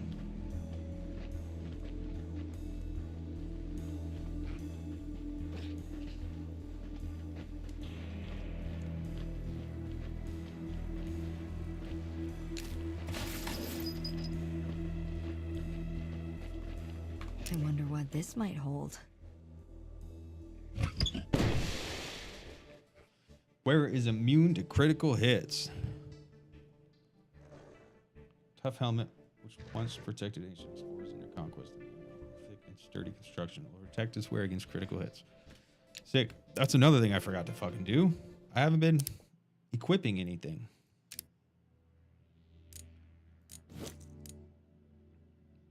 Weapon range, critical chance from high ground.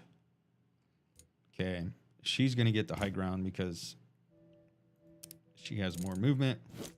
He's going to get weapon range because he has the silent weapon. And he's going to get the immune from critical hits because he's the tank.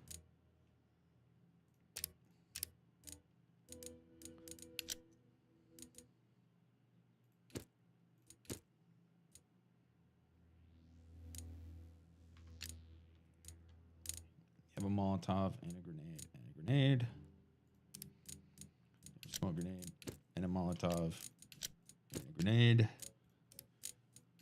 You have a Molotov, and a grenade.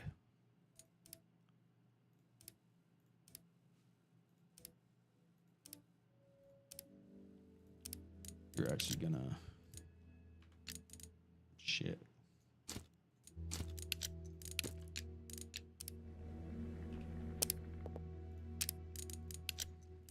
She's gonna get to... She has improved throwing range. I can mutate. But I don't want to do that yet. Never seen a corpse dressed like this before.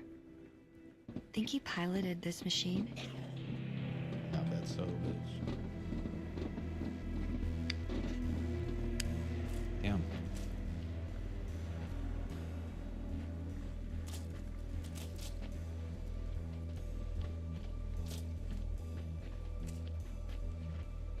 All right.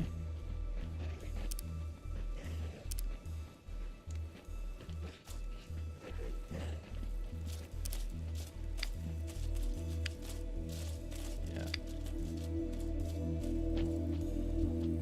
I don't know if I should fight these guys or not. I think they'll fuck me up.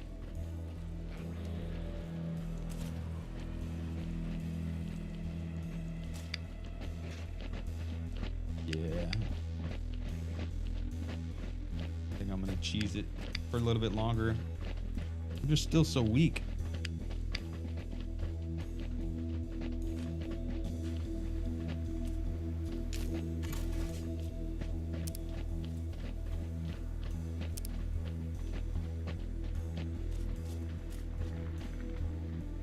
All right, I guess I'm gonna go pursue the objective.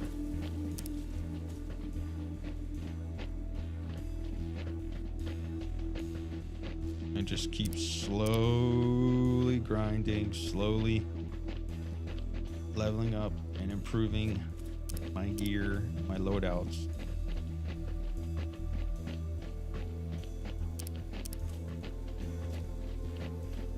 And thinking tactically, being smarter, and getting good. Yeah, I did just begin. I forgot that I did restart this game from the beginning. I've actually gotten quite far in this game on my PlayStation. But on the computer, I have not played that much. And it's also been years. That's the thing I was talking to my homie, shout out Christopher, a little bit last night, talked about video games. And how it's like, you know what?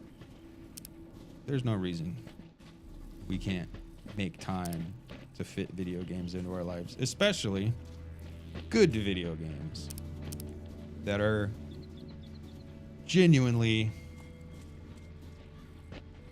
enjoyable. I'm not trying to sit around and play Call of Duty and just get like murked over and over and over again by someone who's cheating or by someone who's just way better than me and just get frustrated.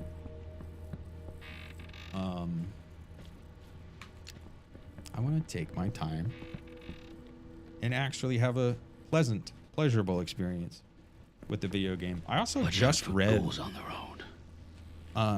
a book. There is no anti-memetics division. You on the truck. Ugly face. You see anything out there? No, there's nothing out there. It's the zone. And stop calling me ugly face. Look at your face. I can't look at my face, it's my face. Now put your eyes out there and look for intruders.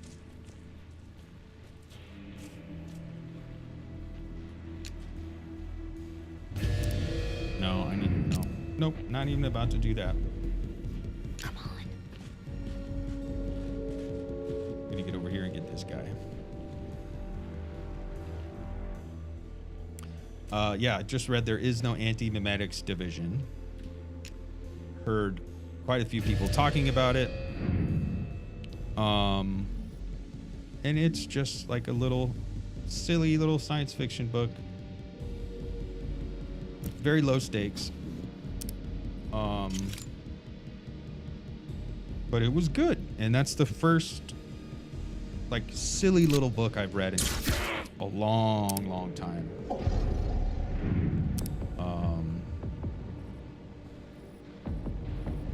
And it was pretty good, but it's in the vein of like cosmic horror.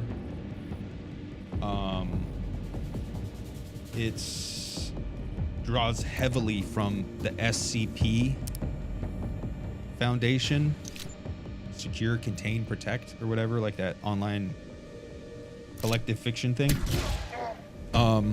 It draws heavily from that. Bye-bye. It's just kind of like lighthearted, nutty, nougat filled. Over here. You know, science fiction. But most of the books I read are not like that. I don't know. So there is no anti-memetics division. It very much reads like an SCP wiki entry, which is to say it reads like fan fiction, which is not, you know, not necessarily to be disparaging. Lightly padded defensive clothing used during ancient gladiatorial stick fighting tournaments. These duels were often staged on ice to increase participants' chance of injury or death. Chronicler Dentist. The hockey pads, that's funny. But yeah, there is no anti-memetics division. Very much reads like a fanfic, like an SCP post. But it was also good. It was also enjoyable. And, you know, I don't read in that way anymore. Like, it's just a totally different attunement. It's like, you know, this is like popcorn. This is like watching The Avengers or something. Like, this is just pure lighthearted fun, low stakes. And it was good. I would recommend, if anybody has read There Is No Anti-Memetics Division and enjoyed it, or if anybody is into the kind of SCP universe,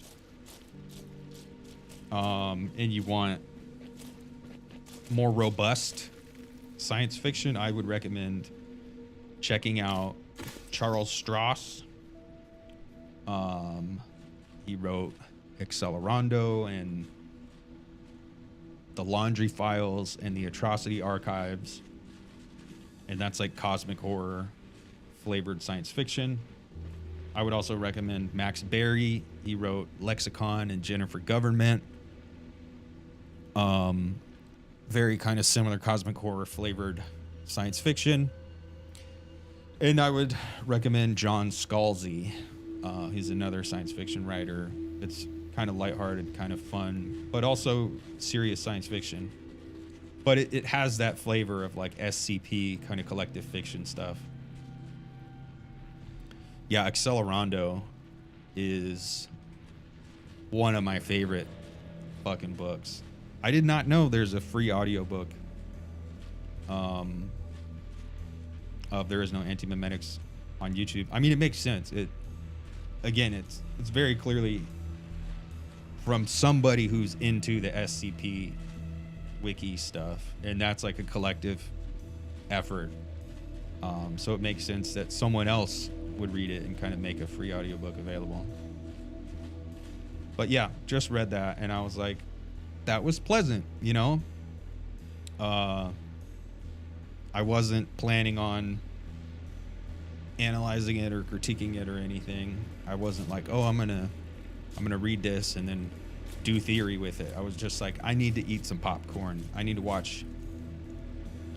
It's like a Saturday morning action movie, and it was good. But yeah, video games could kind of do the same thing. It's like, chill out, you know. Not everything has to be deep, critical analysis. Sometimes you can just genuinely enjoy something.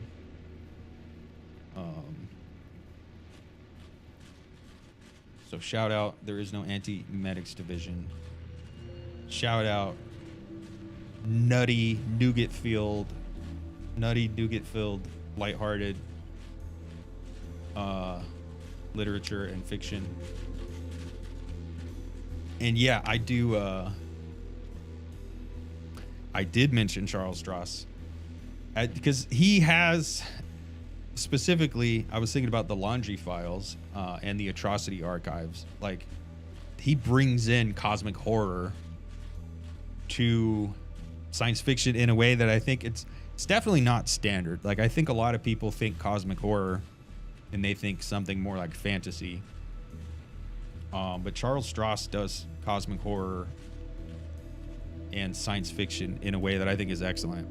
And also Charles Stross, I mean, he's based. Like, read Accelerando. That book is pretty based. Based in Marxpilled, I guess. And I would recommend Accelerando, and then probably the Laundry Files and the Atrocity Archives for anyone interested in Charles Stross. I would recommend Jennifer Government for anyone interested in Max Barry. And I would recommend maybe Old Man's War for anyone interested in John Scalzi. Old Man's War is like an update on Joel Hadelman's The Forever War. But from a really, really fun way. And John Scalzi was actually IRL homies with, who's the guy that plays Wesley Crusher? Okay, so this is not spooky at all. Walking through a graveyard. Fantastic. Ooh, I'm about to sneak around these fools. Will, is his name Will? The guy that plays Wesley Crusher? Why can't I think of his fucking name? Will Wheaton. Yeah, John Scalzi is IRL homies with Will Wheaton. And Will Wheaton narrated, what is it, the Kaiju? What, I don't know, one of John Scalzi's audiobooks, and it was cool. The Invisibles is a great graphic novel by Grant Morrison. Yes, Grant Morrison does good shit. I have not read The Invisibles, but yeah, I am definitely aware of Grant Morrison for sure. Weird place for a mass grave. What were all these people doing? Running away, I think. Maybe the Red Plague hit their town and they needed to evacuate. Evacuating or stampeding over each other to be the first one out. Dumbass ancients. But yeah, the reason I was on the whole King in Yellow kick and the whole cosmic horror, Charles Stross, like that whole shit, is because I was like, I think we need to. Talking about Jeffrey Epstein. Stalkers we captured, right? They ran away. I lost them. You let the stalkers escape? The bobbleheads are gonna be mad at you. You better get them back. I can't. The boat took them across the river. And now the bobbleheads have the boat. But where's your boat? If you don't get those stalkers back, they'll shrink your brain. Okay, you had me at the ghoul screams, but now a pile of friggin' bodies? You want to give me a heart attack? This fucker. Yeah, I think if we're gonna talk about Jeffrey Epstein, I think we need to use cosmic horror as a way to frame Jeffrey Epstein. Because it's not just about his particular position. It's not about his particular, I don't know, ethnic group, or it's not about, oh, he's an evil billionaire and that makes him evil and he did it. I mean, yeah, I think billionaires suck, but also it's a structural problem. Like, it's not focusing on the unique nature of one perpetrator of horrendous crimes. Doesn't really answer any real questions or help us solve any problems. And it drives a person mad. Like, you develop a madness. Like the whole QAnon shit, that's a study in how these horrifying things can drive you mad. So I was thinking, like, yeah, I think cosmic horror is a great way to frame this current stuff going on with Jeffrey Epstein. Over here. And then, yeah. So for the last probably week or so, I've just been in this cosmic horror headspace. And yeah.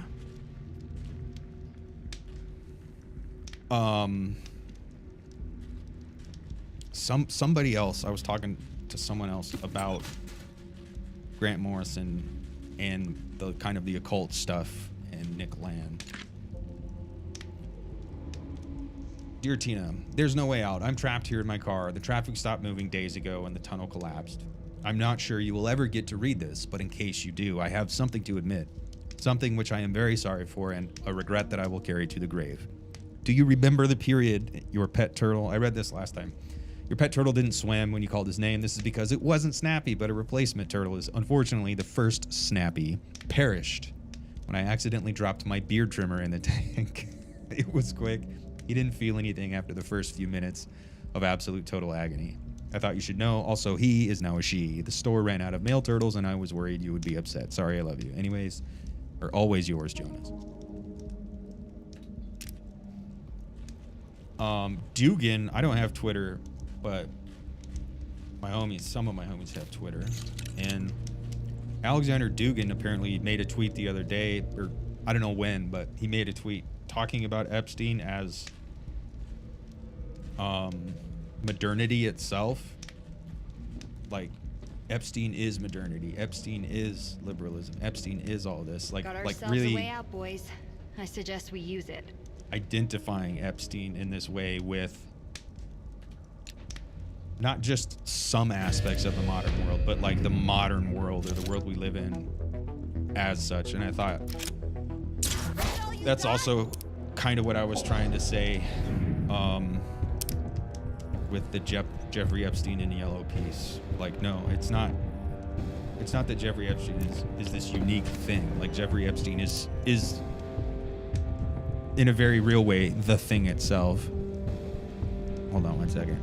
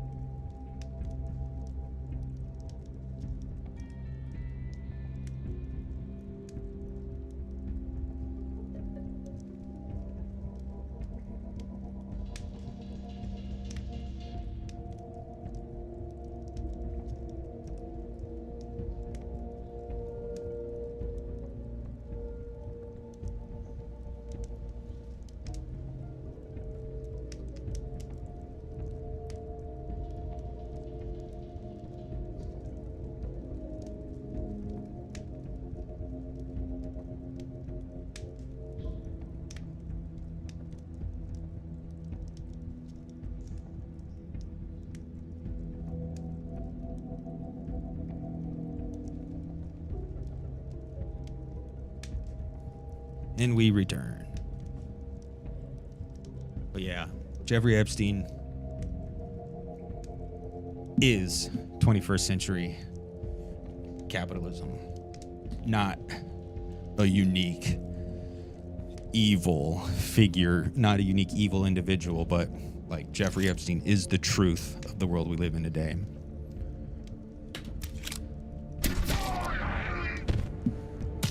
Nighty night. You finally figured out how to use that thing? And I don't love Dugan. In fact, I don't even like Dugan. But I thought, he's right. Jeffrey Epstein is the truth of the world we live in today. Structural necessity of the world we live in today.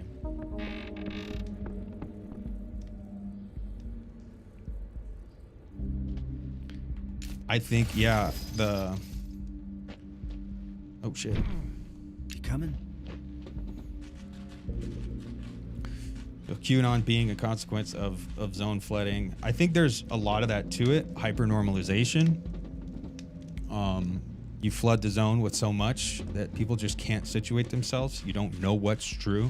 I think that's a very, very real tactic of exploiters. I mean, you see that in interpersonal relationships. You see it with hypernormalization. Shout out Adam Curtis. But I don't think that's the totality of it. Like, QAnon was onto something. There was a there with all the QAnon stuff. And people were driven mad. You know, they saw the yellow sign and they gave themselves over to the madness. And that's the problem. That's why, again, I think we have to talk about cosmic horror if we're going to talk about Jeffrey Epstein, because I think Jeffrey Epstein is him being the truth of the world we live in today. That's enough to drive any sane person mad. And so people deal with it by hyperfixating on particulars as a form of disavowal. So you can go back and look. I think you have to. Like Mikey and I were talking about, like, we should all be in the streets with fucking pitchforks right now, you know, assaulting the castles, you know, figuratively. Like, we should be. This is absurd. We should be in the streets, but we can't be. My kid just came home from school right now. I can't. Sorry, you know, I have to go throw my body against the walls of the castles and be slaughtered by a drone strike or whatever. Like, we can't. So we have to engage in types of disavowal, forms of disavowal, so we can lead our daily life, so we can work and take care of our families and do all those things. So we needed a level of disavowal. But when it becomes super egoic and you start leaning into the madness and kind of giving yourself over to the madness, you become a part of the problem itself. Like, you start out genuinely concerned, and over time it like eats at your soul, like in this way that is very kind of resonant with cosmic horror. Like, cosmic horror eats away at your soul and eats away at your sanity. So I think while hypernormalization and flooding the zone with bullshit is very convenient for the perpetrators of these evils, it's not the whole of the story. There's also, you know, disavowal, superego, and these deeper structures.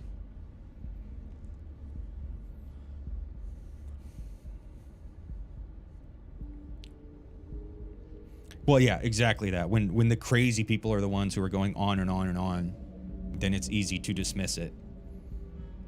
And motherfuckers crying wolf.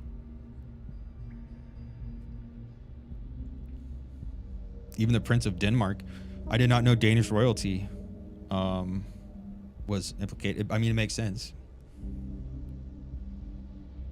Conspiracy is absolutely beginner politics. And that was Trump's whole fucking deal. Conspiracy. There's nothing real there. It's all always just this ephemeral.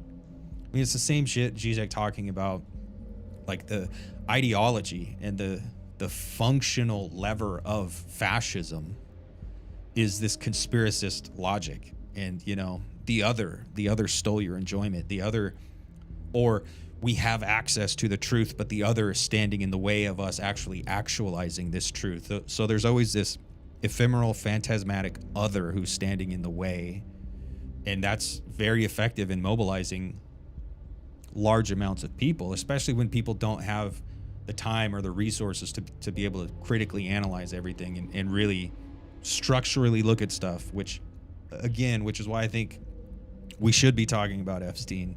We should be trying to structurally analyze Epstein, but we should be not doing it with like, Pam Bondi dropped another bombshell, and here's another this and here's another that. Like, there's at this point an unending factory of these videos that are just sensationalizing it all. We shouldn't be doing that. We should be trying to analyze it, because it's crazy. It's fucking crazy. Bad things are happening. Beginner theory or beginner politics, I think. Like, I think that's it. I think conspiracism is people who would otherwise get into theory. I really do. I think we should be embracing the conspiracists. I mean, fuck, when I was a kid, I think it's only by chance that I got into Proudhon and Kropotkin and then Marx, and theory and you know, all the stuff from there, Baudrillard, Bataille, like, but that was all contingent. Like, I could just have easily read Behold a Pale Horse, or William Burroughs, or you know, and thought this is the truth. Like, it's all contingent. So I think we need to tarry with the conspiracism and the people in the conspiracy world. That's another thing I think Cosmic Horror helps us do. So,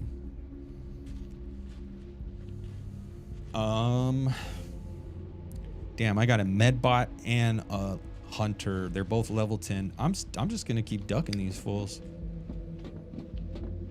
I know I'm being cheesy, but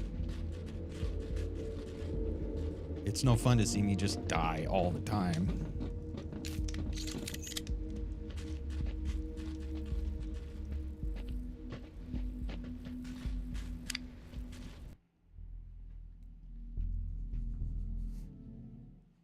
Uh-oh.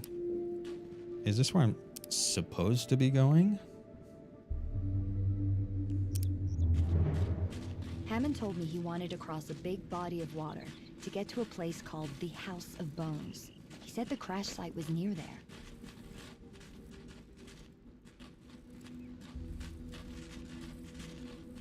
The House of Bones. Oh shit, I got a hand grenade.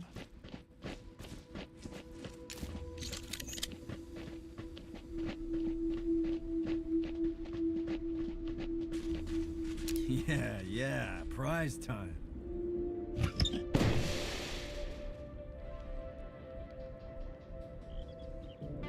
I do think, check out all the zones before that word.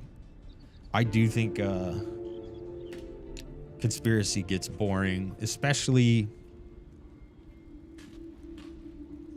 there's a brand of conspiracy that I think is very interesting. And I don't know exactly how to characterize it, because I think often, maybe even most of the time, conspiracies, they kind of just become anti-Semitism in the end, and that is boring. Like, it really. Okay, Stalker Anton note. So this is really weird. While me and the crew were on an expedition up to the north, we found a strange artifact that we believe was used to keep things cold, but it was sitting in the old palace to the east of the House of Bones, which is in a permanent state of cold. Anyway, the ancients were a strange bunch. That's funny. People who live in the north shouldn't have refrigerators. But no, like a lot of the time, conspiracies are just a compelling cover for ultimately anti-Semitism, or the scapegoating, the logic that is fascism. But I don't know, every once in a while I feel like there's a conspiracy that doesn't bottom out in just smooth brain anti-Semitism, but I also don't know where they go, and maybe they just manage to like feed on themselves as this like giant Ouroboros of conspiracy. I think that's far more fascinating than the bog standard anti-Semitic conspiracy logic. But it does get boring. And maybe it is to say that like those conspiracies that continue on in this infinite spiral, they do point to the occult. And maybe that's what I like about it. Like, I think the occult is... Keep looking for dead duck bodies, but I never see one. Are we the only mutants in the zone? You're right. There are no mutants in the zone. I've been checking bodies ever since you mentioned it. Yeah, I think the occult stuff is infinitely more fascinating and interesting than just scapegoat logic.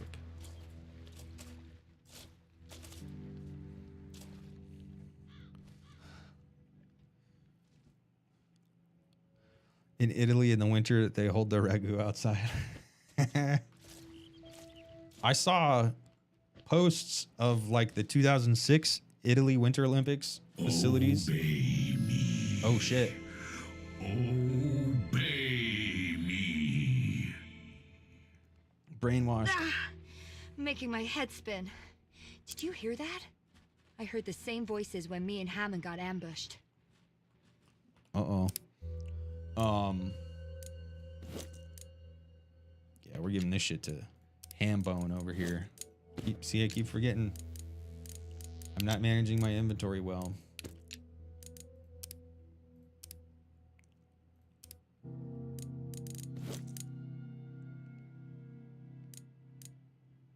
Kiss me quick. The elegant headpiece. 20% critical chance when hidden. Ooh. Yeah, you're about to get that home, girl. Oh, you need a secondary weapon. Damn, why didn't...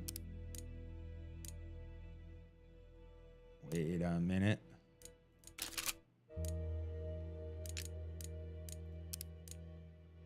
Gaper.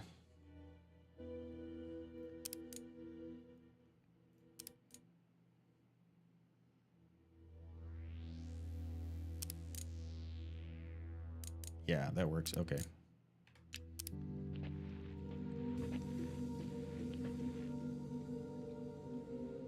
Yeah, Kabbalah is bad in Scary Magic. Yeah, I mean, Prohibition eroticizes. When something is introduced to you as bad or scary or evil or whatever, that's a surefire way to get a lot of people interested in a thing.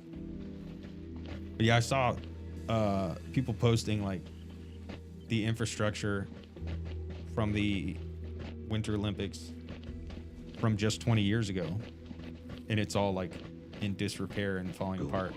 Popping up everywhere. Check that guy out. You see him? Head like an infected mushroom. You think he's leading the ghouls? Wait a minute. Message to 555-678-9390.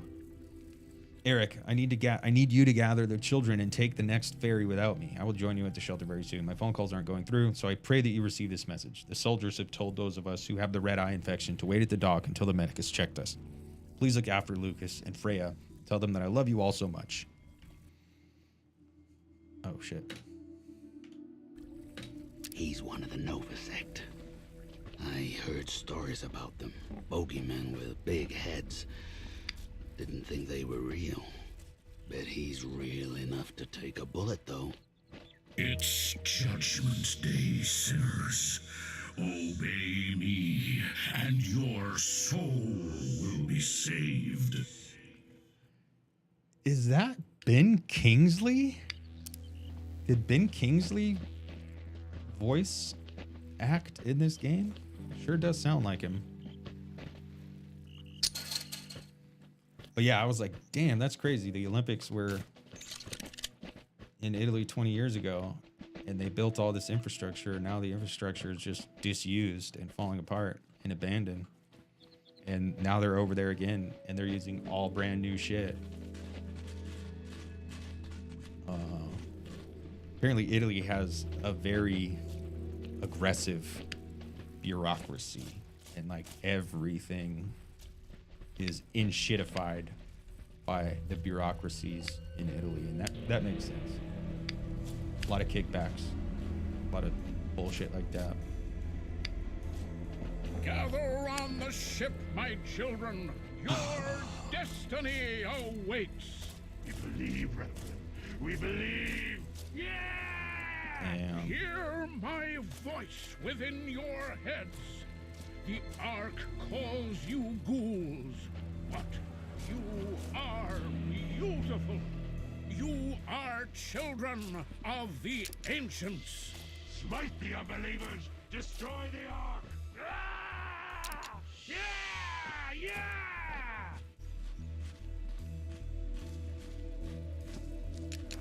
Yeah, I'm gonna wait for this guy to come back. I'm about to ambush him. Pink eye.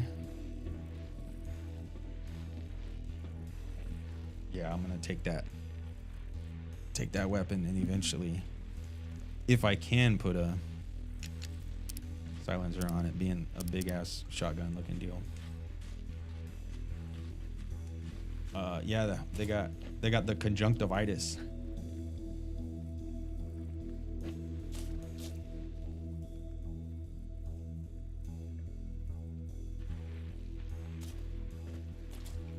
Shit, fuck.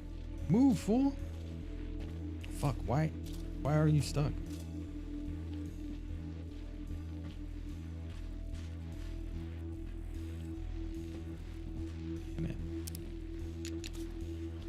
I need her to be hidden so she gets the 20% crit bonus.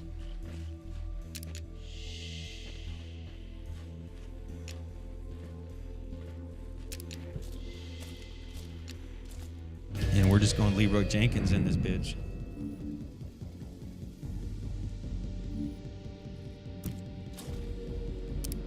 Got a 100% chance. Hi there. Oh, I forgot I got the flame augment on that. I activate her. Make sure she's rocking the silencer. Look at that crit. 45% chance to crit. Hell yeah.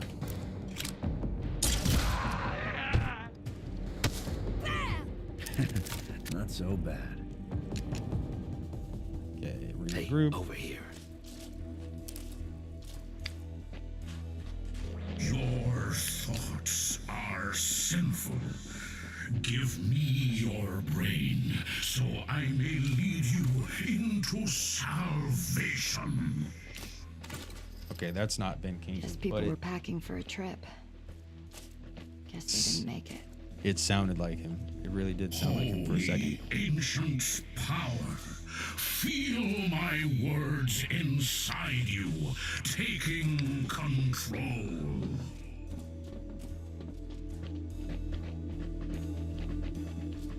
Ben Kingsley played Gandhi in a fucking movie. How fucking weird is that?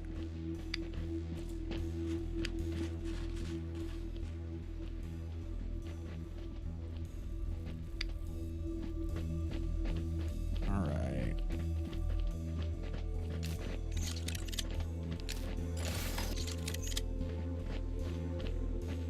I think I'm gonna have to bounce here in a minute.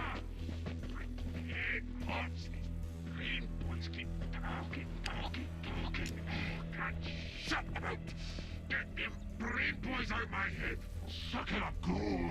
When the masters find the sacred numbers, the zone will be cleansed! Cleansing that'll get here soon. Talking in my skull is making me crazy.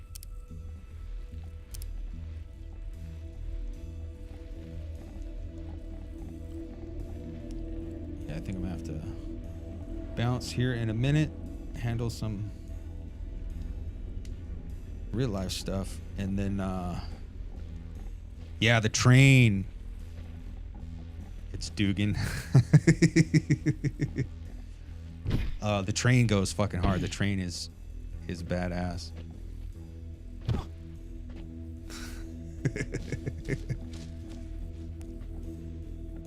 But yeah, I think I'm gonna have to bounce, take care of some stuff, and then get to work on a really exciting thing that I'm looking forward to have done here probably sometime next week. Mikey and I are really excited. We're working on something that I'm just so happy about it. So excited about it. But we got to go work on that a little bit tonight.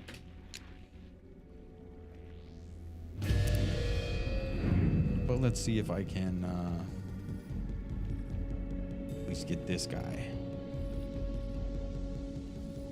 And then we'll save the game. That had to hurt. Yeah, it is funny that Ben Kingsley played both Gandhi and Lenin. That's pretty impressive filmography.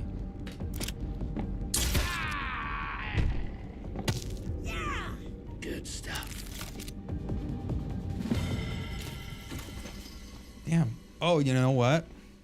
Hamo or Borman isn't leveling up. He's not getting XP because I'm not using him to engage because he doesn't have a silent weapon.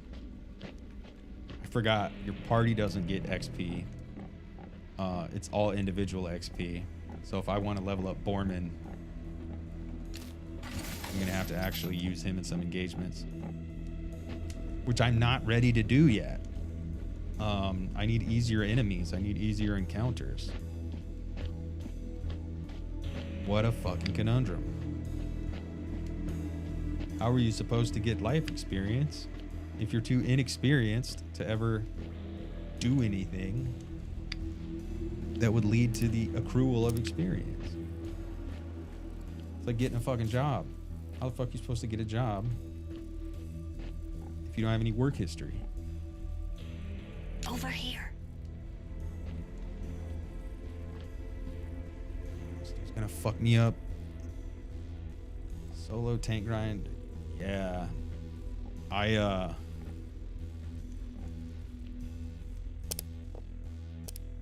He's got 12 health.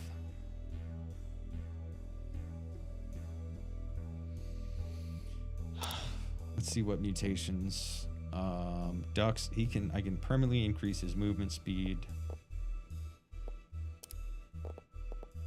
Here with Homegirl, I can permanently increase her range. God, I wish I could like silence these people.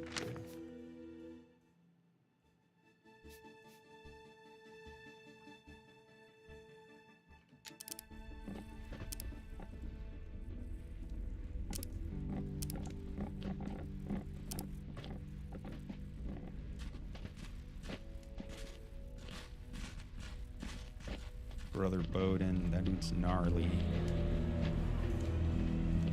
I could take out this butcher right here.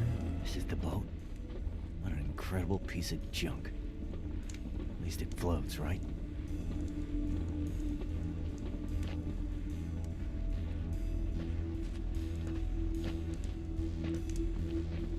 Yeah, I'm gonna have to continue cheesing this shit for a bit.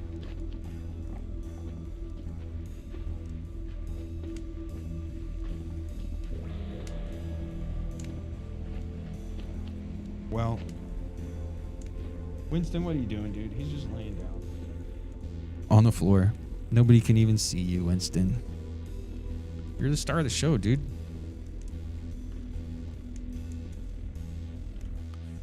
We're gonna save.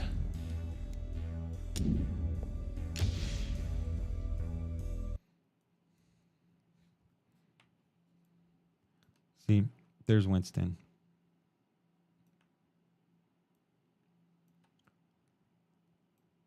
Being a fucking vegetable. But yeah, I think that's about gonna do it, folks. Thanks for everybody who hung out with me, watched me play this video game, talk about stuff. Stay tuned. There's, like I said, a lot of shit we're working on this week. That piece I just published on Jeffrey Epstein as the King in Yellow. I think that's important. I think the Jeffrey Epstein conversation is important. It's something we need to reckon with and tarry with. and the conspiracism is all that shit as well. Like it's important. We need to deal with it. I think Virgin Birth Job, Meta does necromancy, AI powered accounts of dead ones. Yeah, that is all true. And I've seen that shit firsthand where they're like keeping people alive. Like people aren't even allowed to die anymore. And AI is a kind of necromancy. But yeah, I'm gonna boogie. Lots of exciting shit coming up. Stay tuned. I'm really, really, really excited about what we're working on. And that should be sometime next week, probably. On the Dangerous Maybe. We're also having another awesome thing that we're doing here this week that is also exciting and also awesome. So yeah, we got a lot of dope, exciting shit coming this week on the dangerousmaybe.youtube.com or whatever. And of course, 3billionanswers.youtube.com or whatever. Patreon, Substack, all that fun, fancy shit. But thanks for kicking it with me. Yeah, we'll catch you on the next one. And like I said, I might play Fallout 3 next. I might keep playing this next. I don't know. We'll have to see when we do. But thanks for kicking it, folks. Peace out. Have a good week.